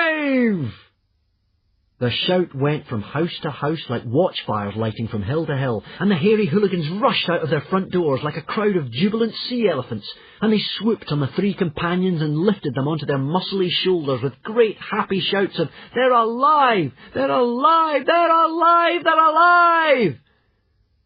Snotlout was already furious to find that people had been more concerned about mourning Hiccup and Fishlegs than congratulating him on being the hero of the hour on the Isle of the Scullions. Imagine how cross he was to run out of his house in curiosity at the commotion, to find himself barged out of the way by Gobber the Belch and Nobber No-Brains, and practically trampled into the ground by a clapping mob carrying Hiccup shoulder high through the village. Hiccup, who was quite clearly, yet again, not dead, not drowned, not safely out of the way. The happy hooligans reached the door of their chieftain's house and banged on it, crying, "Open up! Open up! They're alive! They're alive!" Stoic the Vast lifted his great hairy head as if he was dreaming, staggered to the door, and there on the doorstep was his son, Hiccup. Stoic the Vast terror of the seas, most high ruler of the hairy hooligans, oh hear his name and tremble, ugh, ugh, picked up his son and hugged him, while the crowd cheered and cheered. And that was how Toothless found and lost a marvellous treasure, all in the space of an afternoon. And how Hiccup finally got himself a sword and learnt how to use it. And how Fishlegs discovered that you don't always have to be a hero to get a hero's welcome.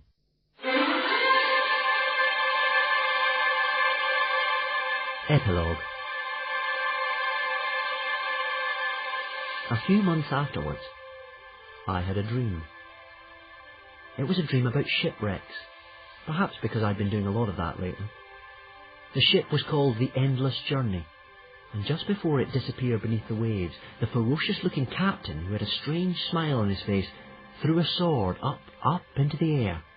It spun end to end over the waves, through the atmosphere and into space and stars and never-ending time, where, to my surprise, my own left hand sprang out of its own accord and caught it.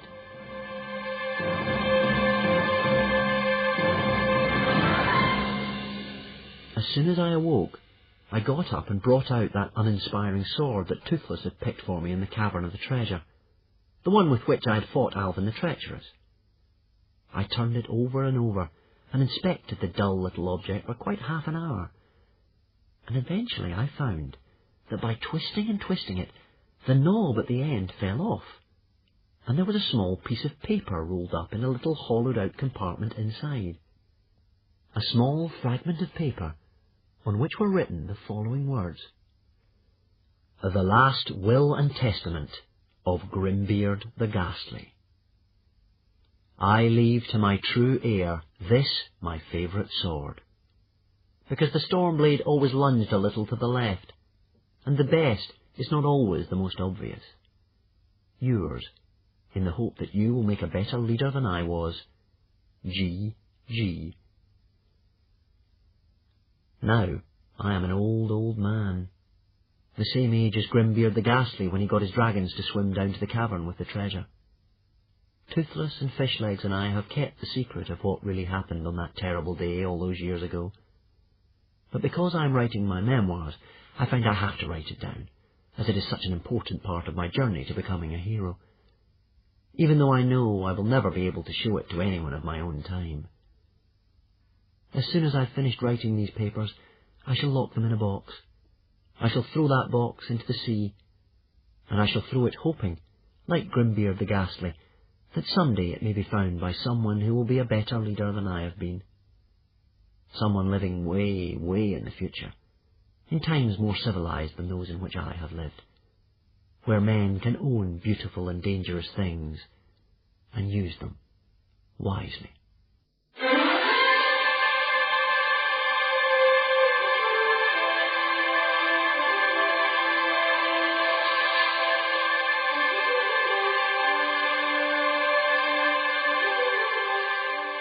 Surely that would be the last Hiccup would see of that wicked villain Alvin the Treacherous. His grim hook sank to the bottom of the ocean with the wreck of the Lucky 13. He himself was last seen struggling in the throat of a monstrous strangulator in an inaccessible cavern deep, deep underground. Surely nobody could get out of that situation alive. Or could they?